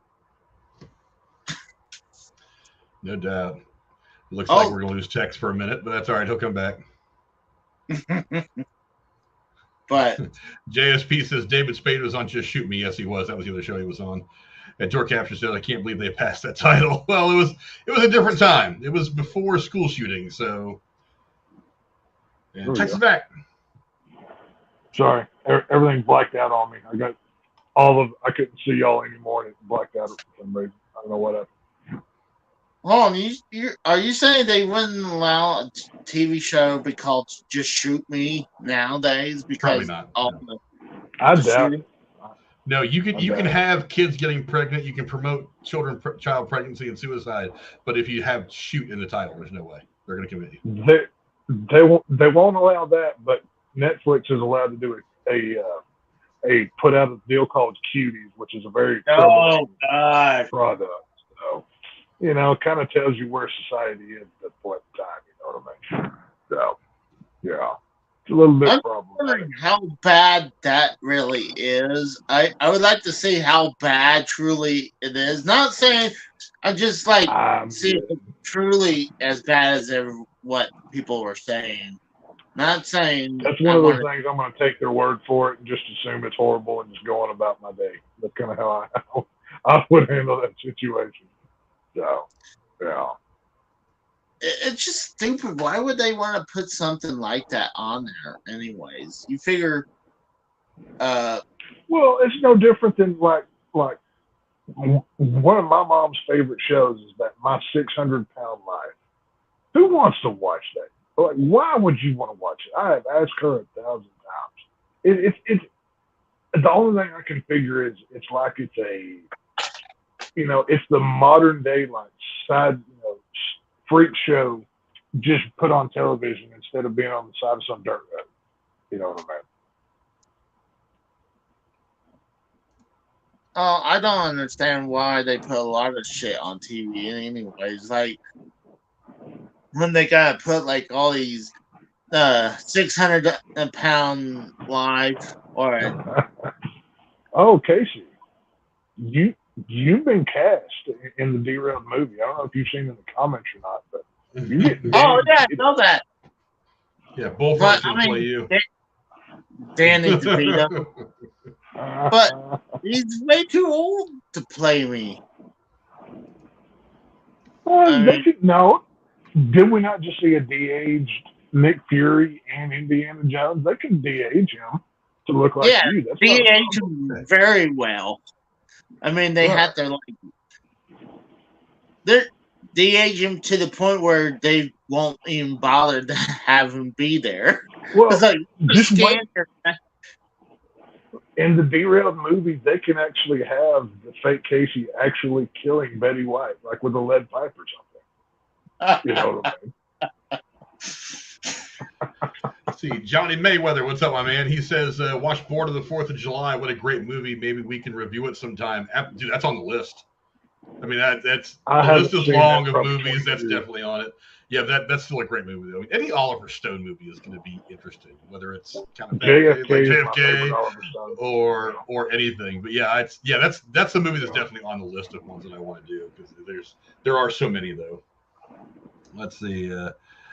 If they made a movie of Derailed, Danny DeVito could play Casey. That's what TSS was saying. JSP says, great anthology series. Twilight Zone, Night Gallery. That was a good one. 80s Twilight Zone. I liked that one. I used to watch that when I was a kid. Amazing Outer Stories Limits. and Outer Limits.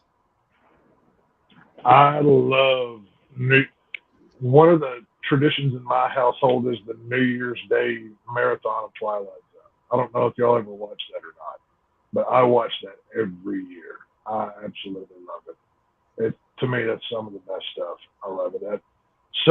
So many things, shows like that were kind of what got me on the path of liking the scarier side of film was Twilight Zones and whatnot. Yeah, I watched all Twilight Zone stuff for years. I even liked the 80s Twilight Zone, believe it or not. A lot of people didn't, but I thought it was pretty good. I would also add another one in there, Unsolved Mysteries, the original, not the one on Netflix, but the original one from the 80s and the 90s. Unsolved Mysteries was one that I used to watch the heck out of with Robert Stack. That was another great show. Yeah, no doubt. Yeah, Night Gallery was definitely some good shit. That was kind of a continuation of Twilight Zone. Yeah. I never watched any Twilight Zones and stuff like that. That's something I never got into. Well, and one of the most cursed films ever made was the Twilight Zone movie. I mean, that's considered to be one of the cursed films of our time. Go back and look at all the tragedies that happened with that filming and that cast. I mean, that was so bad. When Shudder, the streaming service, did a cursed films like miniseries or whatever, and they included that on there. Yeah, a guy died. That movie killed a guy. Yeah, Victor Morrow. Yeah.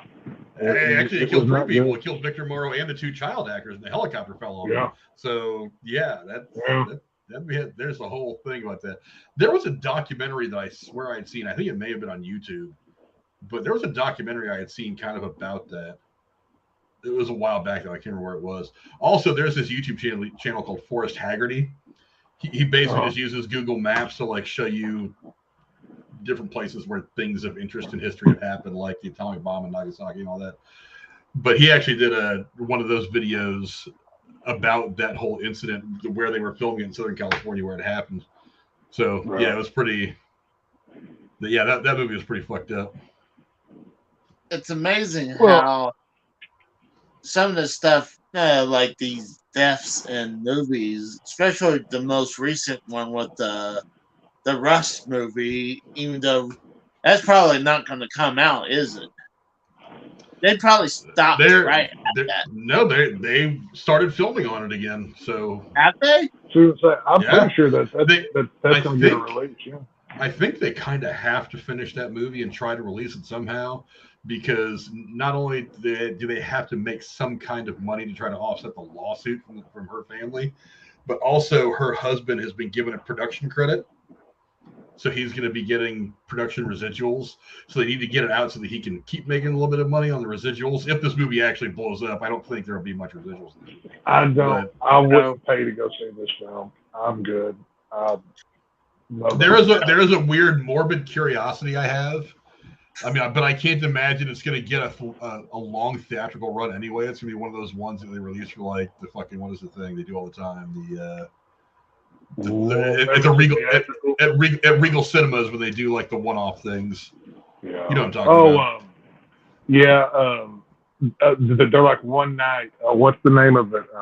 Yeah, I forget the name of the company that produces it. Yeah, I know what you're talking about. I can't remember the name of it, but yeah, I know what you're talking about. I have no words to support anything with Alec Baldwin. Like, it's even hard to go back and watch his old stuff, whether it's Beetlejuice or whatever. I have no words to support that man. He makes my skin crawl. I got to be honest. So I'm good. I won't see it. I just want to see the spot where he points the gun at the camera. That's what I want to be, and then watch. I was like, get to that Something point. tells me they're going to rework that scene. Something tells me they're going to change that scene around. I bet that gets left on the cutting room floor if I were editing this stuff. But yeah, I don't think so.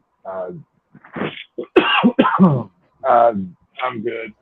I don't need anything featuring Alec Baldwin. No, I'm good.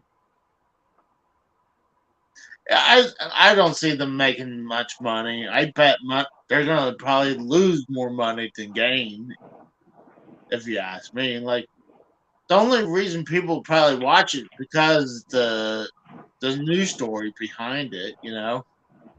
Well, the movie's been publicized to death for what happened. You know what I mean? So it's,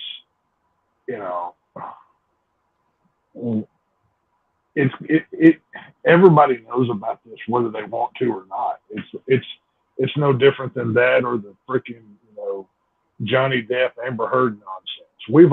How many times have we talked about this on Derailed or Less Than Serious or whatever it may be? We've all, even Frank covered it on, Harsh Truth stuff. Yeah, it's been talked about to death, you know what I mean? So. And I figure he was I thought he was liable civilly, even though didn't he lose the lawsuit? I don't. Who, Baldwin? Yeah.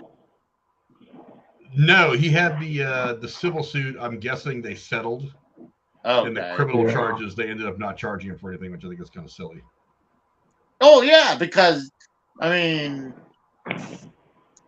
it's the armor's job. That's the person who definitely needs to go to jail for is right there.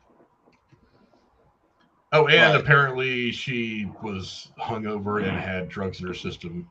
Oh, nice. When that happened too. So funny how all that turns out. Yeah, that came out a week ago or so, I think. But really? Wow. That's not going to help her case right there. Yeah, well, I don't know what they're gonna. I don't know. It doesn't change anything, so I kind of don't really care. But I think the last I heard about any of this was when they announced that Baldwin wasn't going to be criminally held responsible for it. I think after that I kind of tuned out and didn't really care anymore because there was no justice going to come from anything. They weren't going to do anything, so why even worry about it? Well, I was pretty sure he wasn't going to be found guilty because, no, of course not. Like, I made the whole comparison before, like saying like what I do for working on trailers. Like, if let's say a set of tires fall off, and I'm the last person who did work, and those set of tires went and hit a car and killed someone, guess who's going to be found? Oh, they're coming to get. Yeah, they're coming to get me. They're not going to get the truck driver. The truck driver might get a little punished for not doing like a pre-check, but they'll come in for the mechanic who did the faulty work. So that's why I compared it. Back in the day, I used to do like road work, and I worked for the city, worked for the county, that kind of stuff, right? Part of every time you got in and out of, every morning, like when you before you got in your truck and drove to whatever road you were going to fix. You had to go around and literally not just kick every tire, but make sure that it do like a visual inspection, right? You know, do like look, you know, hit it with the side of your hand. Like the way they did it, they would make you take like a big orange traffic cone, and you had to keep it in the bed of the truck.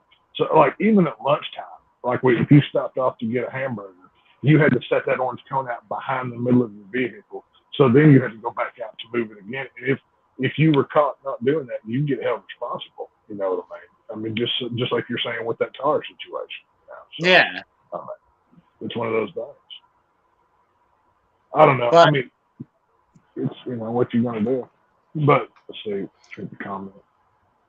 Well, I'm getting a little sleepy, and I got to get up. Oh, you're getting a little sleepy. Oh. It's 11:42, Casey. You're not sleepy. I had to be up in 6 hours for work. You've been over there playing with John Cena. I seen what you were doing. You ain't tired. Come on. He's got that new Hulk Hogan poster hidden in the corner that only he goes to. No, J-Man made sure that Hulk Hogan poster went away. So he took care of that problem. Well, you go get some West, Casey Wasey, Casey Poo. Well, thanks for having me on, guys. So, yeah. We'll catch you later, buddy. See you guys. Adios. So JCS Foot Rub, what up, my brother? He says, Frank, can you please do a Night at the Museum review? That actually sounds fun for the fall, like something in November. After we do all the scary stuff. I saw the first one of those. I never saw the sequel to it. I never heard if that was any good or not. I mean, because there's 3 of the movies, I think, right? Or 3 legit ones. I thought there were 2. I didn't know they made 3. But I think the last one they made just before Robin Williams died. I'll have to look. I was gonna say, yeah, he was.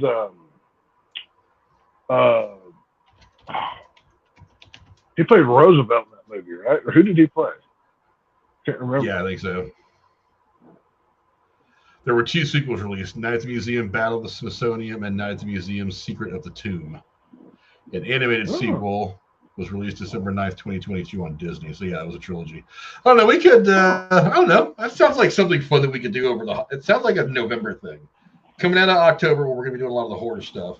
And then November, we'll do that. And we'll just do that over the course of 3 weeks and whatever else we do. Right. And then December, I don't know, it can carry to December if we needed to. I'll tell you what, I'm really enjoying obviously the writer's strike has provided us this, but I'm really enjoying the more review than just news covering. To me, that's a lot more fun. I think that's probably going to be a more permanent thing because I've been looking at the last couple of reviews we've done, and they've popped pretty good. So I mean, even the Pearl Harbor did really well. Well, I mean, see, that's the thing about the review part.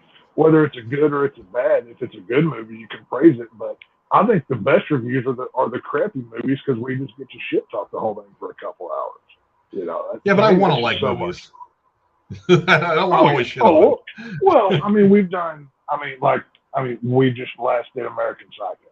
I think I know all 3 of us loved and praised that film. Which, if you haven't watched that review, go back and watch it, and then watch the movie. But I mean, we've done American Psycho, we did Pearl Harbor, we did Watchmen. What else have we done recently? I can't remember. I don't know. We've covered some pretty good stuff. I mean, obviously October. Huh? JSP's hitting us with some trivia. He says, "Here's a trivia question: Name the most successful movie directed by Leonard Nimoy." I can only think of one that he directed off the top of my head. Well, I think he directed maybe 2 of the Star Wars movies. Honestly, I have to go look.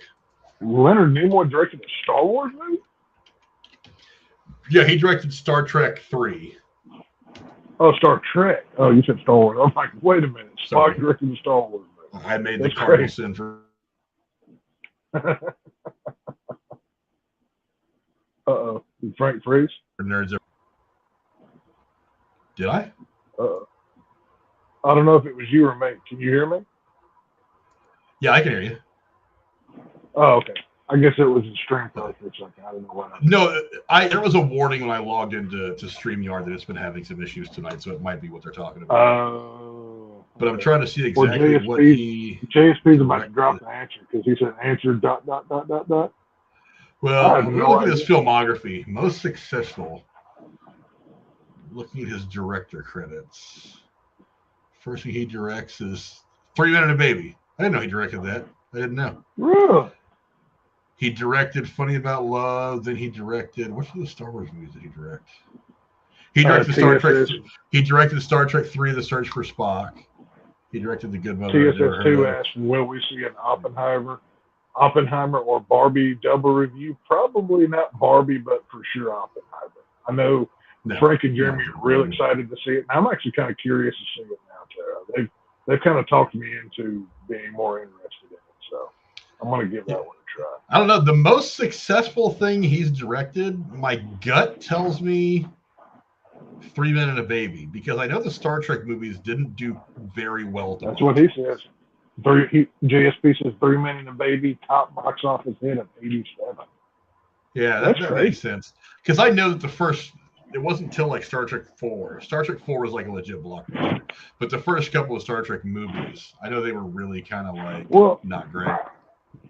I'm not a Star Trek guy, but I know, is it the even or the odd number Star Trek movies are good? I know it's the odd ones that are usually good.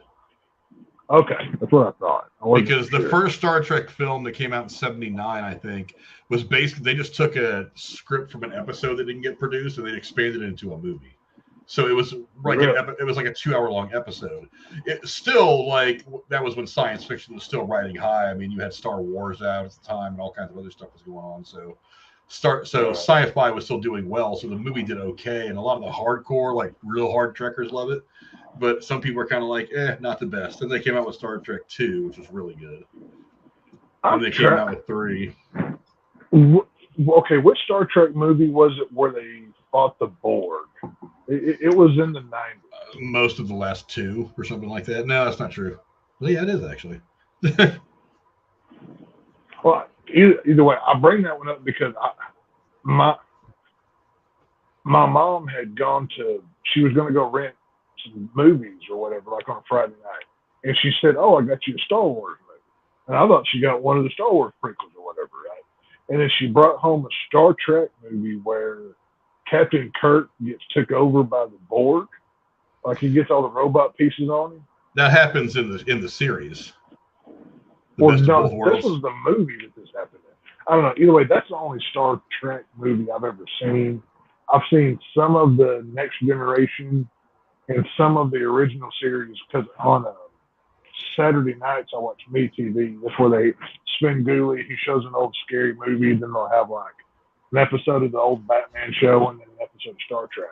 So I've seen some of there, but I'm just not a Star Trek man. I can't get into it. It kind of honestly kind of puts me to sleep. But I've always admitted this freely. I've always been a bigger Star Trek fan than Star Wars at a personal level. Now, I'm not going to tell you that Star Trek has been better, not by any means, but there's a certain hopefulness in Star Trek that doesn't exist in Star Wars. But well, it seems like there's always something Star Trek on. Isn't there like 3 Star Trek shows going right now? There's 1 animated, 1 live action, and I think they're trying to get another one made. Fans want it made. It's kind of an extension of Picard, which is actually really good. Well, I knew Picard was going on. Then there's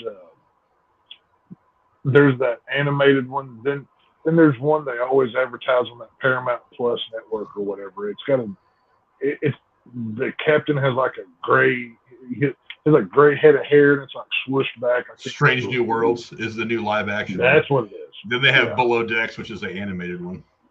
Yeah. So there's just as much Star Trek content as Star Wars. Crazy Blade says, can you talk shit about American Psycho too? Well, I haven't exactly seen the movie. I'm sure Tex probably has. But I mean, if you want to continue your branch for the other night, Tex, the floor is yours. Well, quickly, it's not. Well, the opening of the film is horrible. You have Patrick Bateman, because I'm pretty sure we're not going to cover this on the channel, so I'll spoil it all here in 5 minutes. Patrick Bateman dies in the beginning of the film, and just the film stars Mila Kunis. She kills Patrick Bateman. You don't even see his face because it's not Christian Bale. And then basically American Psycho 2 is her. She wants to become an FBI or CIA agent. I think it's FBI. I can't remember. But she's obviously crazy. She's psychotic. it's basically American Psycho, but the college girl version. And I talked about it on when we reviewed it last week, or reviewed the first one last week. It's not a good movie, but I actually enjoyed it when I've seen it. It's not one I revisit often, but it's one of those that I would put in a good bad movie for just how cheesy the thing is. And I don't know even where it's probably streaming on like Tubi or something, or YouTube if you wanted to find it. But I mean, what they do to Patrick Bateman is a travesty. But you know, to each their own. Yeah. It's all right. It's not great, but you know what you got to do. Yeah, JSP says most Trekkies love Wrath of Khan. Yeah, because it's a great fucking movie. He says his favorite is Star Trek 4. Yeah, Star Trek 4 was the blockbuster. That was the one that really did a lot of money because they went back in time to modern day and then got the whales, and saving the whales was a big thing back in the 80s. So that was a huge thing. But yeah, that's a lot of people's favorite, and I can't really knock it because it's a great movie. But I mean, my personal favorite, Wrath of Khan and Search for Spock are good, and Generations wasn't bad. It seemed like a long episode, but it wasn't bad to see both captains kind of doing their where thing. do you stand on the J.J. Abrams films? Like, how good are they? I like them. They're a different take, which is what the franchise needed. I saw the first one on it was on FX one day, like, you know, just randomly, whatever. That one, it was all right, but it didn't feel like Star Trek. It felt more like Star Wars, more action based. You know what I mean? Let's see. TSS says Star Trek: The Wrath of Khan is probably my favorite. Not that big of a Star Trek fan. That's true. It's a lot. It's not. It kind of went from cult movie status at first to like people finally realized how good the movie was. I mean, because you had a great actor like Ricardo Montalban playing a really cool character that a lot of people didn't expect to pop because it was in like one episode, or maybe two episodes of the original series in the 60s. So making him the bad guy was weird, but a lot of people kind of thought it was odd. But that movie's a banger. I don't know if you've ever seen it, Tex. I don't. Well, obviously, I've seen the scene with Khan. You know, the famous. You know, the scene that's been played. It's become kind of a meme, yeah. I don't think I've ever seen the whole movie though. I can't place that I've ever sat down and watched The Wrath of Khan. It's a pretty crazy ending. I'll spoil the 500-year-old movie for you guys. At the end of it, Spock is dead. The Enterprise gets destroyed. All kinds of crazy shit happens. I mean, it turns the whole franchise on its ear for what it was at the time. And so when part 3 comes around, you have so many questions going into it, like search for Spock. Wait, what? It's like, correct me if I'm wrong here, but Star Trek is like kind of a linear timeline, right? Like everything's connected to one another. Yeah, I mean, they exist in the same universe, but their stories are definitely very different. Because I know in the first J.J. Abrams movie, the original Spock shows up where their younger Spock is there. So is there like a time travel element to it or something? He was doing something to help save Romulus. And whatever it didn't work. I guess their sun was going to explode or something, and he had to drop some particle that caused a black hole into it. So was he playing the original Spock character, though? Yes. What ends up happening is that while he's doing this in the beginning of the movie, something happens. He gets attacked by this guy who is the main bad guy of the first J.J. Abrams film, Eric Bana's character, which is actually pretty good. And something happens. They get sucked into this black hole that was supposed to eat this dying star or whatever. And what it does is it shoots them back in time. But I like how it fucks up time travel, but kind of passes it off as, well, time travel is probably fucked up if it really exists. So it's like Spock comes back like a lot later than the other guy. The other guy came back like 30 years before Spock came back. And that's kind of how it all worked out. But it's really crazy. But and honestly, I really liked Into the Darkness. I liked Benedict Cumberbatch as Khan. It was an interesting take of the character. I thought it was a lot of fun. I know a lot of people shit on it, but I'm like, that's actually pretty clearly the second best movie. But and then the third was pretty good. I mean, it wasn't great. I'm kind of like, okay, let's let this sit for a while or just go back to doing it on TV. I think that franchise works better on TV anyway. I think that's where it's had most of its success. I mean, the movies have been kind of hit or miss, but it's like most of the TV stuff that has come out has been bangers. This last season of Picard was freaking amazing. American Werewolf New Jersey actually reached out to me, wanting to know if I wanted to break down the episodes, and I was like 2 episodes into the season at that point. I'm like, dude, I'd love to. I just don't have time. But I really wanted to at least do like a small after show for that. Didn't that? I know the first couple seasons were garbage, though, right? The first season was good, not great. It was good. The second season was terrible. Like all the stuff with Q was good. Everything else was garbage because they tried to, because they go back in time to Earth 50 years from now, roughly, or something, when Jean-Luc Picard's ancestor is going to be taking the first warp flight out of the universe or something. And it's all about making sure that actually happens. The only good, then of course they go back in time and like immigration is a big thing. So they have to put that bullshit in there and made it all about everything that wasn't Star Trek. And I was like, yeah, I'm done with that. The stuff with Q was great because Q is my favorite Star Trek character ever. But yeah, the rest of the stuff was bad. Now, season 3 was basically another season of Next Generation. They got the whole band back together again. They got the old Enterprise C out, took it for a spin. Yeah, it was really good. It was nostalgic overload, and I loved every bit of it. Yeah, I don't know. It's just I'm not a space guy. The closest I get to space is Alien or Sharknado when they go to space in the 4th one. That's about as close as I get to space movies. I don't really care otherwise. So it's not my deal. JSP says, let's face it, Gen Xers will always remember Ricardo Montalban from Fantasy Island. Oh, yeah. Fantasy Island, he played Mr. whatever his name, the bad guy in the first Naked Gun movie. I remember him from all kinds of stuff. But, I remember him from all kinds of stuff.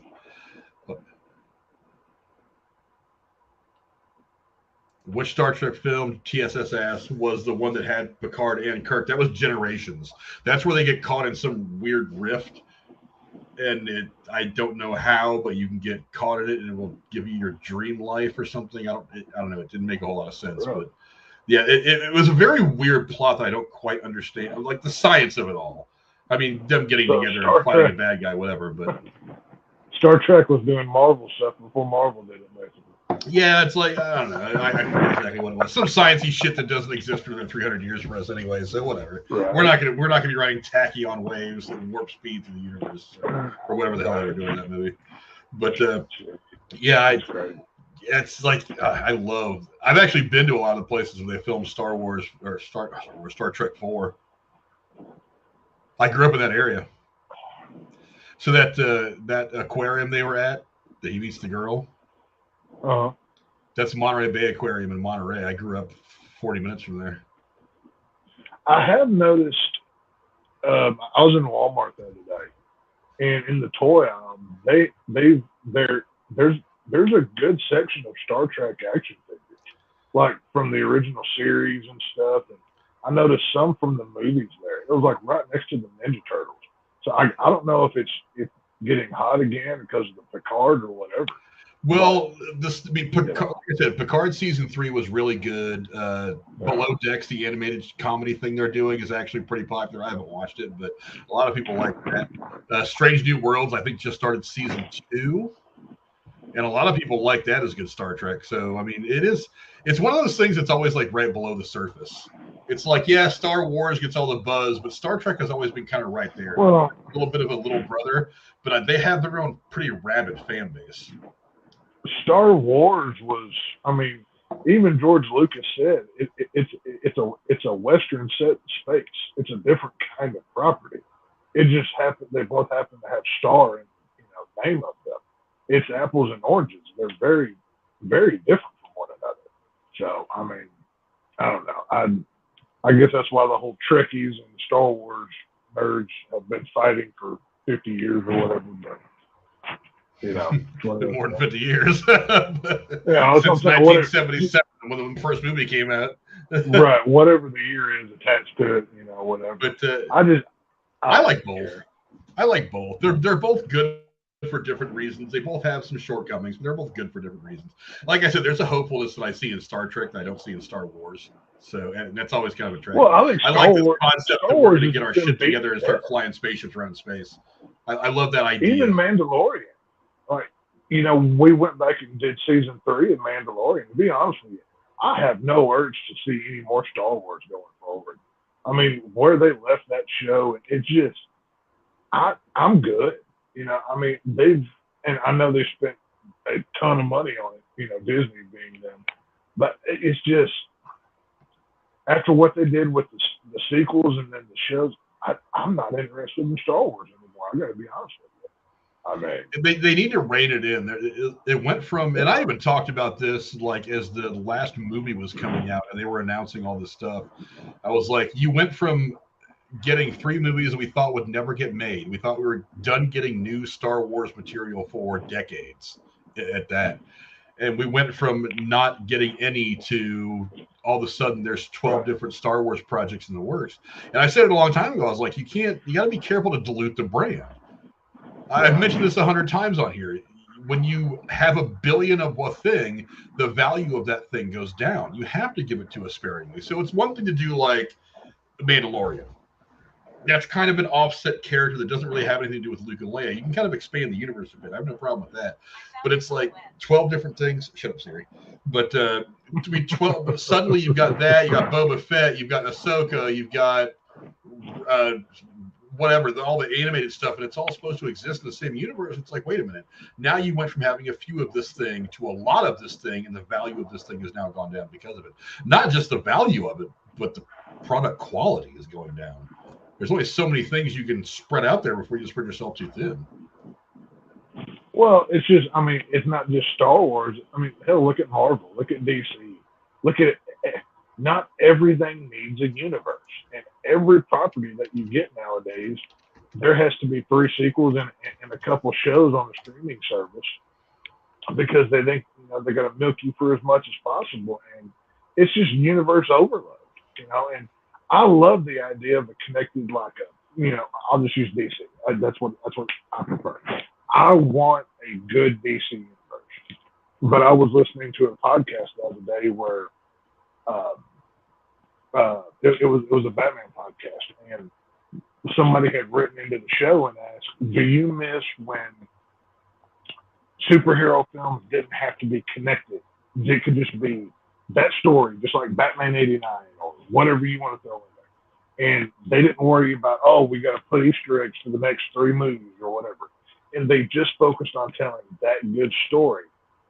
Do you miss that kind of thing? And to a point, the answer is yes, because now the focus is not making this as best as it can be. The focus is, we got to set this up to where 3 movies from now, people are still paying to come see our product. And, you're paying for something in the future, not what you're getting immediately. And, look at where we are. We're overloaded. Yeah, JSP hits us with a possible topic for another show. Which Westerns are better, American or spaghetti? I'm glad to have them all. Better? I don't know. That's tough. I'd go American. I might have to do a little research. The Lone Ranger, Rifleman, Gunsmoke, that I grew up on that stuff with my grandpa. John Wayne, that's easy for me. TSS says the film fanboys. The film fanboys. The only thing I remember from that film is Seth Rogen is a Star Trek film. Star Trek fan calling Han Solo a bitch to a Star Wars fan. Yeah, and Seth Rogen played both those characters too. I don't know if you noticed that or not, which is kind of funny. Yeah, that's a movie that I've been wanting to review for a while. I didn't get to that one. I remember seeing Fanboys when I want to say I rented that from Hollywood Video back in the day. And that's a fun watch. I mean, yeah, it's a sad movie if the whole cancer angle, everything else. But the way they end that movie is just tremendous. Like that is a very funny ending to that film. I wouldn't mind watching that one again, to be honest with you. That one was good. Okay, let's see. JSP also says, I also miss the days where a movie can be told in an hour and a half. Well, I mean, that used to be the standard, and a lot of movies try to hang around there. The reality is a movie is going to be as long as the movie needs to be to tell the story, right? Some movies are 2 hours, some are 3. I mean, look, I've seen I've seen a lot of movies that were an hour and a half long and they felt like they took all fucking night to watch. But I've also seen movies that were 3 hours long and I just blink and they're over because they're edited just right, they're shot just right. So the movie should be as long as it needs to be to tell a cohesive story. But yeah, I have my limits. Also, movie time also factors into the financial stuff because if your movie's 3 hours long as opposed to 2 hours long, that's like two or three fewer showings per theater a day, and they feel like you can lose a lot of money like that. So that's why, generally speaking, they try to keep movies in the hour and a half to 2 hour range. But yeah, that's the financial stuff all about it too. I don't mind the longer film as long as it's quality, like you just said. Yeah, I mean, hell, Zack Snyder's Justice League. I sat and I watched. I've seen it twice, all the way through, and both times I took it.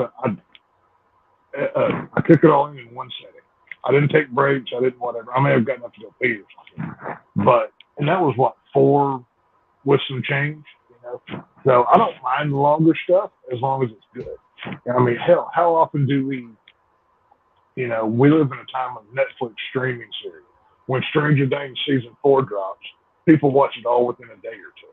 So, you know, just make it good. I'll sit there for it. But I don't know. That's just me though. Let's see. TSS says that I think oversaturation, like you said, but I also think after Endgame, they really should have taken a couple years break from Marvel. That way the audience can miss it. Oh, absolutely. I heard something the other day that we used to get like 2 Marvel properties a year when we were just getting the movies before they got really into the TV stuff. There were something, and this was just a few weeks ago I heard this, that there are currently 28 Marvel projects in active production. Jeez. So we went from getting 2 a year, which basically would mean one of them was in full production all the time, to getting 28 products that are in active production. That's including the stuff that we've already got, the stuff that's coming over the course of the next like year or 2 years that they have planned. So now we get what, 4 movies and a couple TV shows every year, it seems like. Yeah, they're just like, as long as these things are averaging $1 billion each, just put out 4 a year, so now we get $4 billion. And then the quality. It's like with Secret Invasion that's out right now. I've watched all the first 2 episodes. I don't think the third one's out until tomorrow. Well, 3 a.m. my time, probably 2 your time. Yeah. But yeah, I don't know. Either way, I've seen the first 2 episodes, and I'm so lost and confused in this show because I don't watch it all. I don't. You know, there's a lot that even I don't know, and I'm like to think I'm pretty well informed on a lot of this stuff. Well, part of the problem is that they've, through the first 3 phases of Marvel, they tried really hard to make it to where you could jump into the franchise of any movie and know what's going on. But now as we get deeper and deeper and deeper into this massive world that's been created, if you don't have a little bit of foreknowledge as to where some characters come from, what their motivation is, you miss a lot of the nuance of the show and of the character.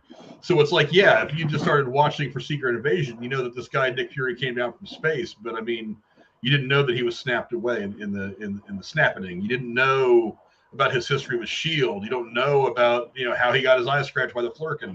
You don't know these things, so you're missing a lot of the nuance. So I think that's one of the things that makes it less enjoyable for people that are coming in now, like young teenagers who are too young to remember like phase 1 and 2 and all that. But yeah, you've made this world so big that you have to start looking in a lot of different directions now. There is no like center that you can stand in and see the whole universe. It's expanding out beyond your vision.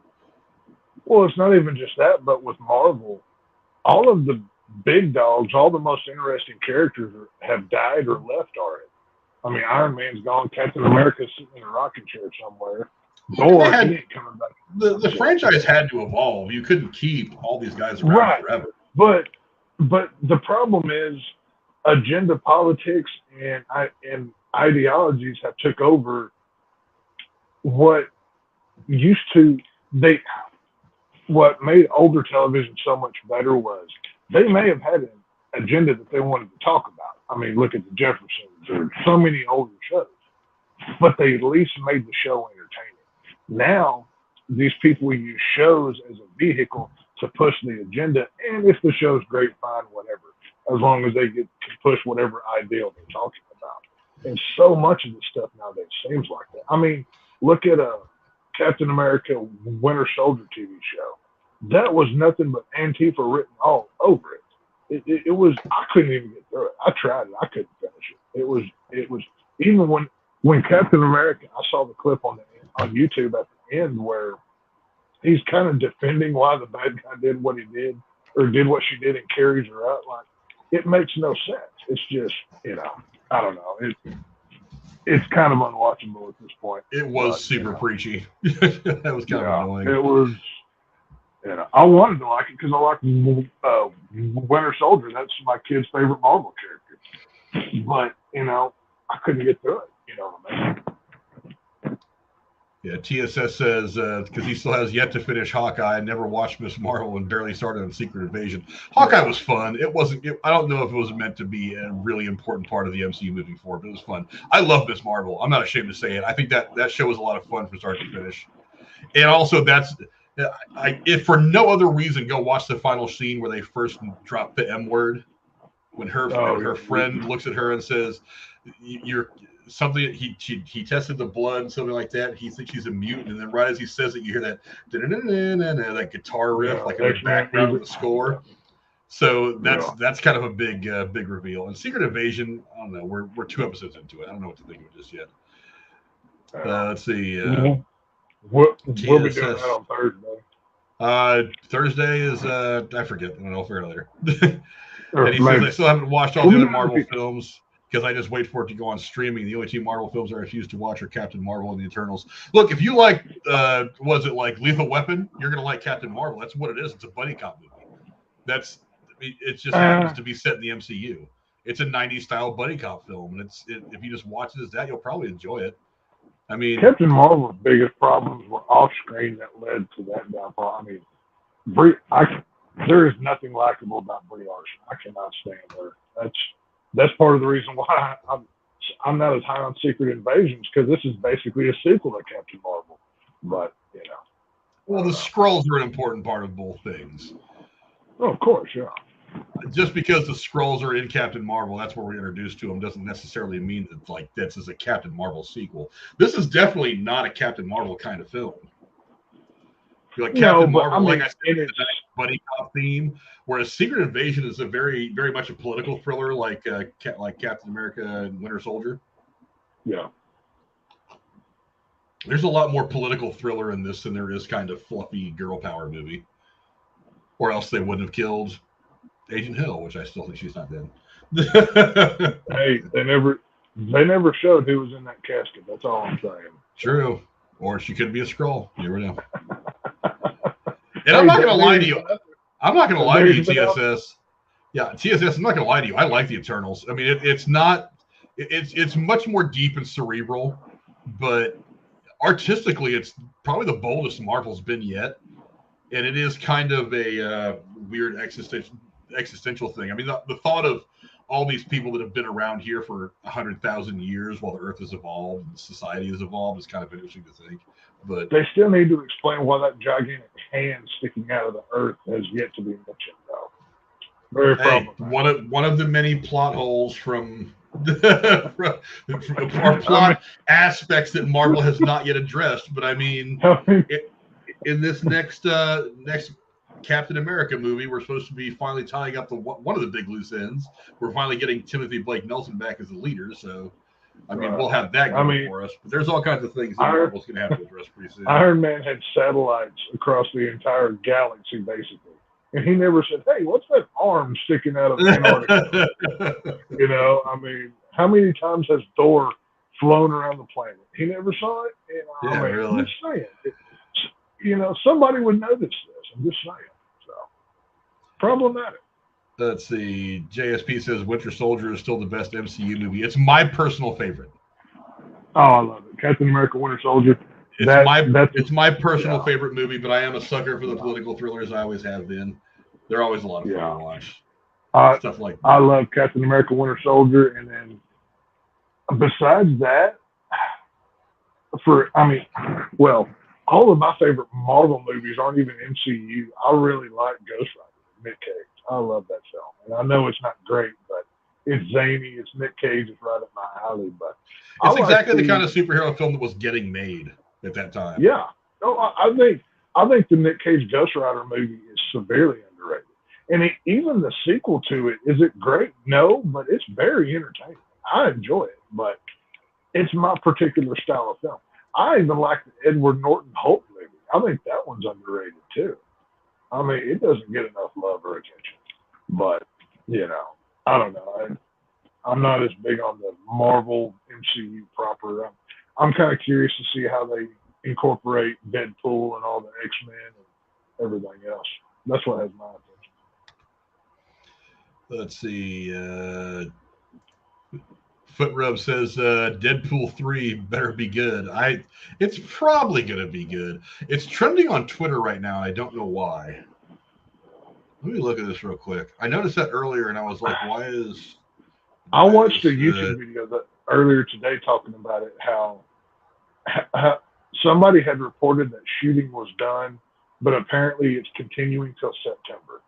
I don't know why, if that's to, do pickups and whatever, or whether, they may have stuff to add, but.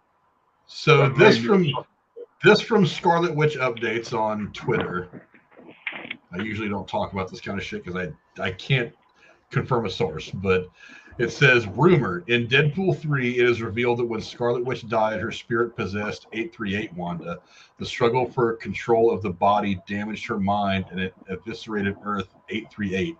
Earth 838 turned into a new world ruled by Ian McKellen's Magneto. I don't buy that for a fucking minute. It's going to happen in Deadpool 3. That is not anything you could fully express in that movie.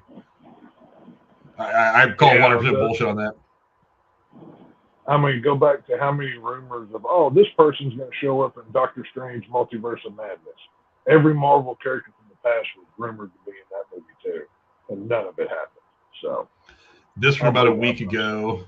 Who was this? The Hollywood Handle on Twitter says Deadpool 3 is almost done filming. This was about a week ago. Yeah, because like I said, the video that I watched today, and like I said, these are all rumors. Take it with a mountain of salt, but apparently they talked about the Magneto being the Earth ruler thing. I didn't hear the Scarlet Witch part, but I did hear that Channing Tatum is coming back, or he will finally play Gambit. And apparently, what was the other one? Oh, Ben Affleck was going to reprise Daredevil. I heard that one as well. I don't know why anybody wants his Daredevil back, but it is what it is. So Probable cameos, according to the Deadpool 3 4chan leak, doesn't include primary Deadpool supporting cast. It's basically got the entire cast in the first X-Men. Samuel L. Jackson. Let's see. It's got Agent Cho, Deadpool, the girl from Logan, Ben Affleck's Daredevil, and the John and Sue Storm, or the Sue Storm and Reed Richards from the Fantastic Four movie from the early 2000s, Jessica Alba, and the one guy whose name I can never pronounce. I'm like, yeah, that's totally going to happen. The most, out of all the rumors I've heard, the most interesting one that I've heard is Deadpool and Deadpool 3 is going to be working for the TVA, the whole Loki Marvel stuff. And because of what he did in Deadpool 2 by going back and fixing the timeline by killing himself, killing the older version and doing whatever that he did. Apparently, for that time rift, he's going to have to fix it or something, and that's why Hugh Jackman's Wolverine is here and whatever. But I don't know. It's all rumors. I mean, don't believe anything until you see a trailer in a movie. So, who knows? Yeah, so this is why you never trust Twitter for like your movie news. Right. So this is a Marvelous Alliance on Twitter says, so far 2004 is looking like a good year for Wanda. I don't know about that. What we know so far, confirmed to star in What If Season 2 and will team with Spider-Man and Doctor Strange. That doesn't mean anything. They might tease some of the stuff they're going to do in the larger MCU, but that is technically not connected. Also rumored to cameo or be mentioned in Agatha. Of course, she's going to be mentioned in Agatha. A cameo might be something, or maybe something more significant. But I don't think she's going to play a big part of Agatha because Agatha's going to be about Agatha. If you put Scarlet Witch, I thought Agatha was like in the 1600s or something. Nobody knows what this is going to be. They don't know if it's going to be a big time prequel showing how she got to the town or whatever. Maybe what happens after Wanda leaves the town and she maybe breaks out of this mental prison. I don't know. Nobody knows what it's going to be yet, so it's hard to say. It says rumored to appear in Deadpool 3. Well, everybody's rumored to appear in Deadpool 3. My mom was rumored to appear in Deadpool 3. I don't know how that's not a big deal. And it says confirmed, headline a novel with Spider-Man. Well, that's a novel. Nobody fucking reads anymore. So, I mean, the nerds are going to go buy it, but right. I'm trying to find some other decent news on Deadpool 3. Let's see. Point of view. All of these films released in the same day. What are you seeing first? Superman Legacy, Deadpool 3, Avengers King Dynasty, or The Batman Part 2? I'm not going to lie. I'm going to see Avengers. I'm trying to go see Avengers. As disappointing as I am to never get Henry Cavill's Superman fighting Darkseid, I would go see Superman Legacy first, just so I can kind of see what a James Gunn DC is going to look like, out of curiosity. Then Deadpool. I would actually probably go see Deadpool 3 because I have a feeling something's going to happen in Deadpool 3 that's going to affect the MCU through Kane Dynasty. So maybe I would probably see that first, then the Avengers, then probably the Batman because I have more confidence in that movie. I still have no idea what the hell Superman Legacy is going to look like. It's really hard for me to say right now. That's why I'm going first to get my curiosities out of the way. This guy on Twitter. Deadpool 3 is reportedly a black and white film about the Infinity War told through the eyes of a pigeon. It would be kind of funny if they did the thing where he was like there the whole time whenever Strange opens up that portal and everybody pops out in Endgame to have Deadpool actually be there. That'd be kind of funny to see. I'd be all right with that. Yeah, so that's why. Rumors, Scarlet Witch updates. Scarlet Witch will be teased in Agatha Coven of Chaos. Of course she's going to be. Well, she's going to get name dropped at least. And 838 Wanda will make an appearance in Deadpool 3. I don't know that I believe that. I think they're just letting people run wild with rumors like this to mask the actual truth of what's going to happen in the story. Channing Tatum has reportedly filmed a scene as Gambit for Deadpool 3. That one might be kind of funny. Because he was supposed to play Gambit in the movie. I kind of hope that's true because I would like to see what his Gambit looks like. Just because of how many years we heard it was going to happen. Finally pay that off. I mean, it's never going to go anywhere, but, just to see it would be cool. Yeah, I don't know. I'm just ready for Deadpool 3. Bring it on. Right. Let's see. TSS says, we'll start to close out here in a few. TSS says, Ant-Man Quantumania was okay to me. Yeah, but the two end credit scenes did get me excited for later, even though I know it's going to be a bit more of a wait now. Yeah, the post-credit scenes were interesting.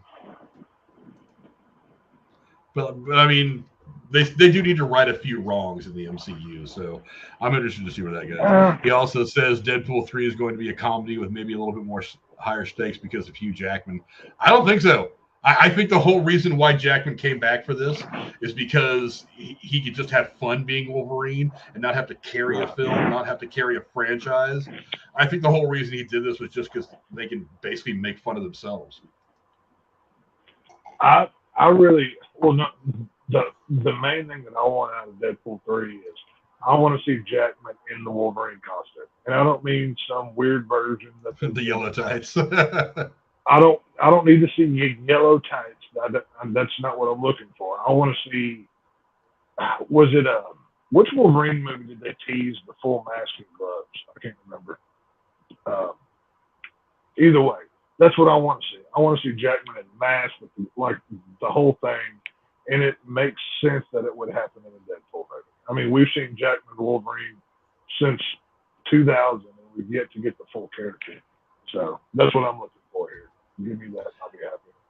Yeah, TSS says that Casey's game collection is also rumored to be in Deadpool 3, so there might be truth to the rumors. That is true. he has a minor cameo in the town section. Yeah. Yeah, my mama's rumored to be in Deadpool 3. Everybody's that's what they do. It's the same reason why the government lets people talk shit about UFOs. They're just like, go ahead and talk about alien life. We don't want you to know we're testing the new stealth fighter over here in Arizona. Well, so yeah, go right ahead. Yeah, talk. That's the problem with these. Okay, when you open up to a multiverse like this, and you have a chaos engine, which is social media, everything becomes credible. Oh, well, blah, blah, blah is going to be in it. Oh, well, the original Fantastic Four from the Roger Corman film that never got made, they're going to pop up in Deadpool 3. Any outrageous rumor can get traction and can get talked about. And you don't know whether it's true or not. That's the problem. So, I mean, who knows? That's why I'm kind of glad that DC is killing all of it to restart, so we know it's true. So, I don't know. Yeah, let's see. JSP says, going back to the earlier topic, I'm reminded of an underappreciated sitcom from the 90s, Wings. Wings is pretty good. I used to watch Wings pretty regularly. Oh, what was the mechanic on that show? He was always my favorite. Tony Shalhoub, was that the character you played? No, it wasn't Tony Shalhoub. It was a different guy. I can't remember. There was Tim Daly. No, Tim Daly he wasn't the mechanic. Whoever the mechanic guy was, he was always my favorite character. I can't remember who he was. But Tim Daly, he was actually, after that show, he actually voiced Superman animated for a while. He did a lot of work for Superman. He also did David Koresh in a really good fucking TV movie that was made about the Waco stuff. Yeah, I've seen that one too. That one and the one that well, it's on Amazon now, but with the guy that played Gambit in the X-Men and actually in the X-Men Origins Wolverine film. That one with who played Michael Shannon? He played the agent in the newest Waco deal. But yeah, that one was pretty good. JSP is correcting us. He says Lowell, played by Thomas Hayden Church. Is that the character you were talking about? That's who it is. And he reminds us, of course, that Tony Shalhoub was Antonio the cab driver. So, yeah. Bring the knowledge, JSP. Yeah. Wings was a good show. I remember liking it. Let's see. Footrub says, I hope Storm does more in there. Oh, absolutely. There was a lot of talk that Storm was going to be making her appearance in Black Panther 2. I'm really glad that didn't happen. Because I expected the story up. Yeah. Well, it would have made sense because I think in the comic books, I think she's married to Black Panther, or was at one point. I can't remember. In one of the comic book storylines, her and T'Challa have a kid. That's what it was. So that's why a lot of people thought that she was going to show up in Black Panther Wakanda Forever, because they were like, maybe if she's the one that has his kids and whatever. But I think that was just a lot of people speculating that it was going to follow something like the comic book. Hey, they could always go back and do it because did they specify who the mama was? Oh yeah, big time. Did you see the post-credit scene? I did, but I've probably erased it or drank too much since then and forgot it out. Probably does. I hated Black Panther too. I could not stand that film. Yeah, it had a lot going against it. They should have recast. They should have just went ahead and recast the role. If it wasn't for review purposes, I would have never seen it in the first place. But recasting it and letting T'Challa go through, like, from what I'd heard, that the movie was going to center around his grief for being gone for 5 years and stuff like that. I think recasting it was definitely the way they should have gone. But well, it makes no sense. I mean, actors have died playing other roles, and they just picked up the ball and continued to run down the field. You know, I mean, if a quarterback goes down in football, you just don't not play football anymore. You know, I mean, you keep going. So I never understood that whole thing. That to me felt very agenda driven. That role was more special. I mean, hell, the guy that plays War Machine, it's not Terrence Howard anymore, but they kept going. I don't know. That felt very weird. Yeah, but JSP says Tim Daly was great as Superman versus Clancy Brown's Lex Luthor. Yeah, two great voices. Tim Daly, he voiced Superman in the animated show, Superman the animated series, and a few of the animated films. That prior to DC doing that connected universe thing, he was Superman for a good while. Very, very quality role. And Clancy Brown is my favorite voice for Lex Luthor. I mean, perfect. And JCS Footrub says, Halle Berry, he's in love. Yeah, Halle Berry's pretty hot. Halle Berry and Swordfish, that's where it's at. That's where it's at. The whole sunbathing topless on the patio thing. You can't that at all. Is it also in Swordfish where she's getting banged from behind? No, I don't think so. I can't remember. There's another movie that she's in where they do like full-on sex scene. She's getting it, boy. I tell you what. So, you can Google that if you want to on your own time. Yeah, you guys can go do the YouTube search and let me know in the comment below where I can find that. But that seems like a good place to start wrapping things up. We've gone for about 3 hours now. I got everything I wanted out of this. It's just some random talk. I had a couple of stories I could have used if things started to get dead, but we just rambled on. So go down in the comments below, let us know. Do you guys want us to have some more of these random bullshit sessions where anything goes? I think it's something I've been wanting to do for a while in some way, shape, or form. I just haven't had a chance to do it, and tonight offered me that opportunity, and I'm glad it did because it was a lot of fun. I want to thank Nick from Nick and the Garbage Man. Thank you so much for coming to hang out with us. Appreciate it. Casey is raw. Thanks, my man. Uh-oh. We froze up again. You can check. Can you hear me? Yeah, I can hear you. Mm-hmm. Oh, okay. Sorry. I can hear you. StreamYard froze on us again. I know. StreamYard's couldn't have waited like 5 more minutes for me to, wrap the show up and go through all that. But yeah, what I was saying, go down in the comments below. Check out all the people that were on here tonight. Thanks to Nick. Thanks to Casey. Go check them out below. And my man Tex, what do you got going on the internet, my friend? Whatever the hell we're doing here, I guess. Indy tomorrow, right? Is that still the plan? Tomorrow, Indiana Jones, and Thursday we're going to be breaking down the episode 2 and 3 of Secret Invasion. Yep. That's what I got going. Other than that, you ain't gonna see me nowhere. JSP says that scene was in Monsters Ball, which I'm not sure I ever actually Monsters saw that movie, Ball. So that sounds JSP, right. my man. He knows what's up. I know what kind of movies he likes. I think I like. Yeah, but as for me, you can find me here whenever we go live. I'm usually one pressing all the buttons, trying to herd the cats to make all these guys review movies. Like I said, we'll be back here tomorrow for the Indiana Jones spoiler review. It'll probably be me, Jeremy, and Tex. Then we'll be back here Thursday, episode 2 and 3 of Secret Invasion. And then I'm not sure what comes next week other than Secret Invasion stuff. I'm sure there's a movie that we're going to be talking about at some point. But there's a whole laundry list, a couple that were brought up tonight that we're going to go do some retro reviews on. And we're into the heart of the summer movie season. So still plenty of stuff to come out. The Haunted Mansion's coming up at the end of this month. We'll probably do that one as well. So come hang out with us, see all the movie reviews. And don't forget to give us a thumbs up, share, do all that stuff. If you want to donate with the link to this somewhere in the description below, either one of those is fine by me. And we will see you guys all next time. Until then, happy 4th, motherfuckers. Adios. See y'all later.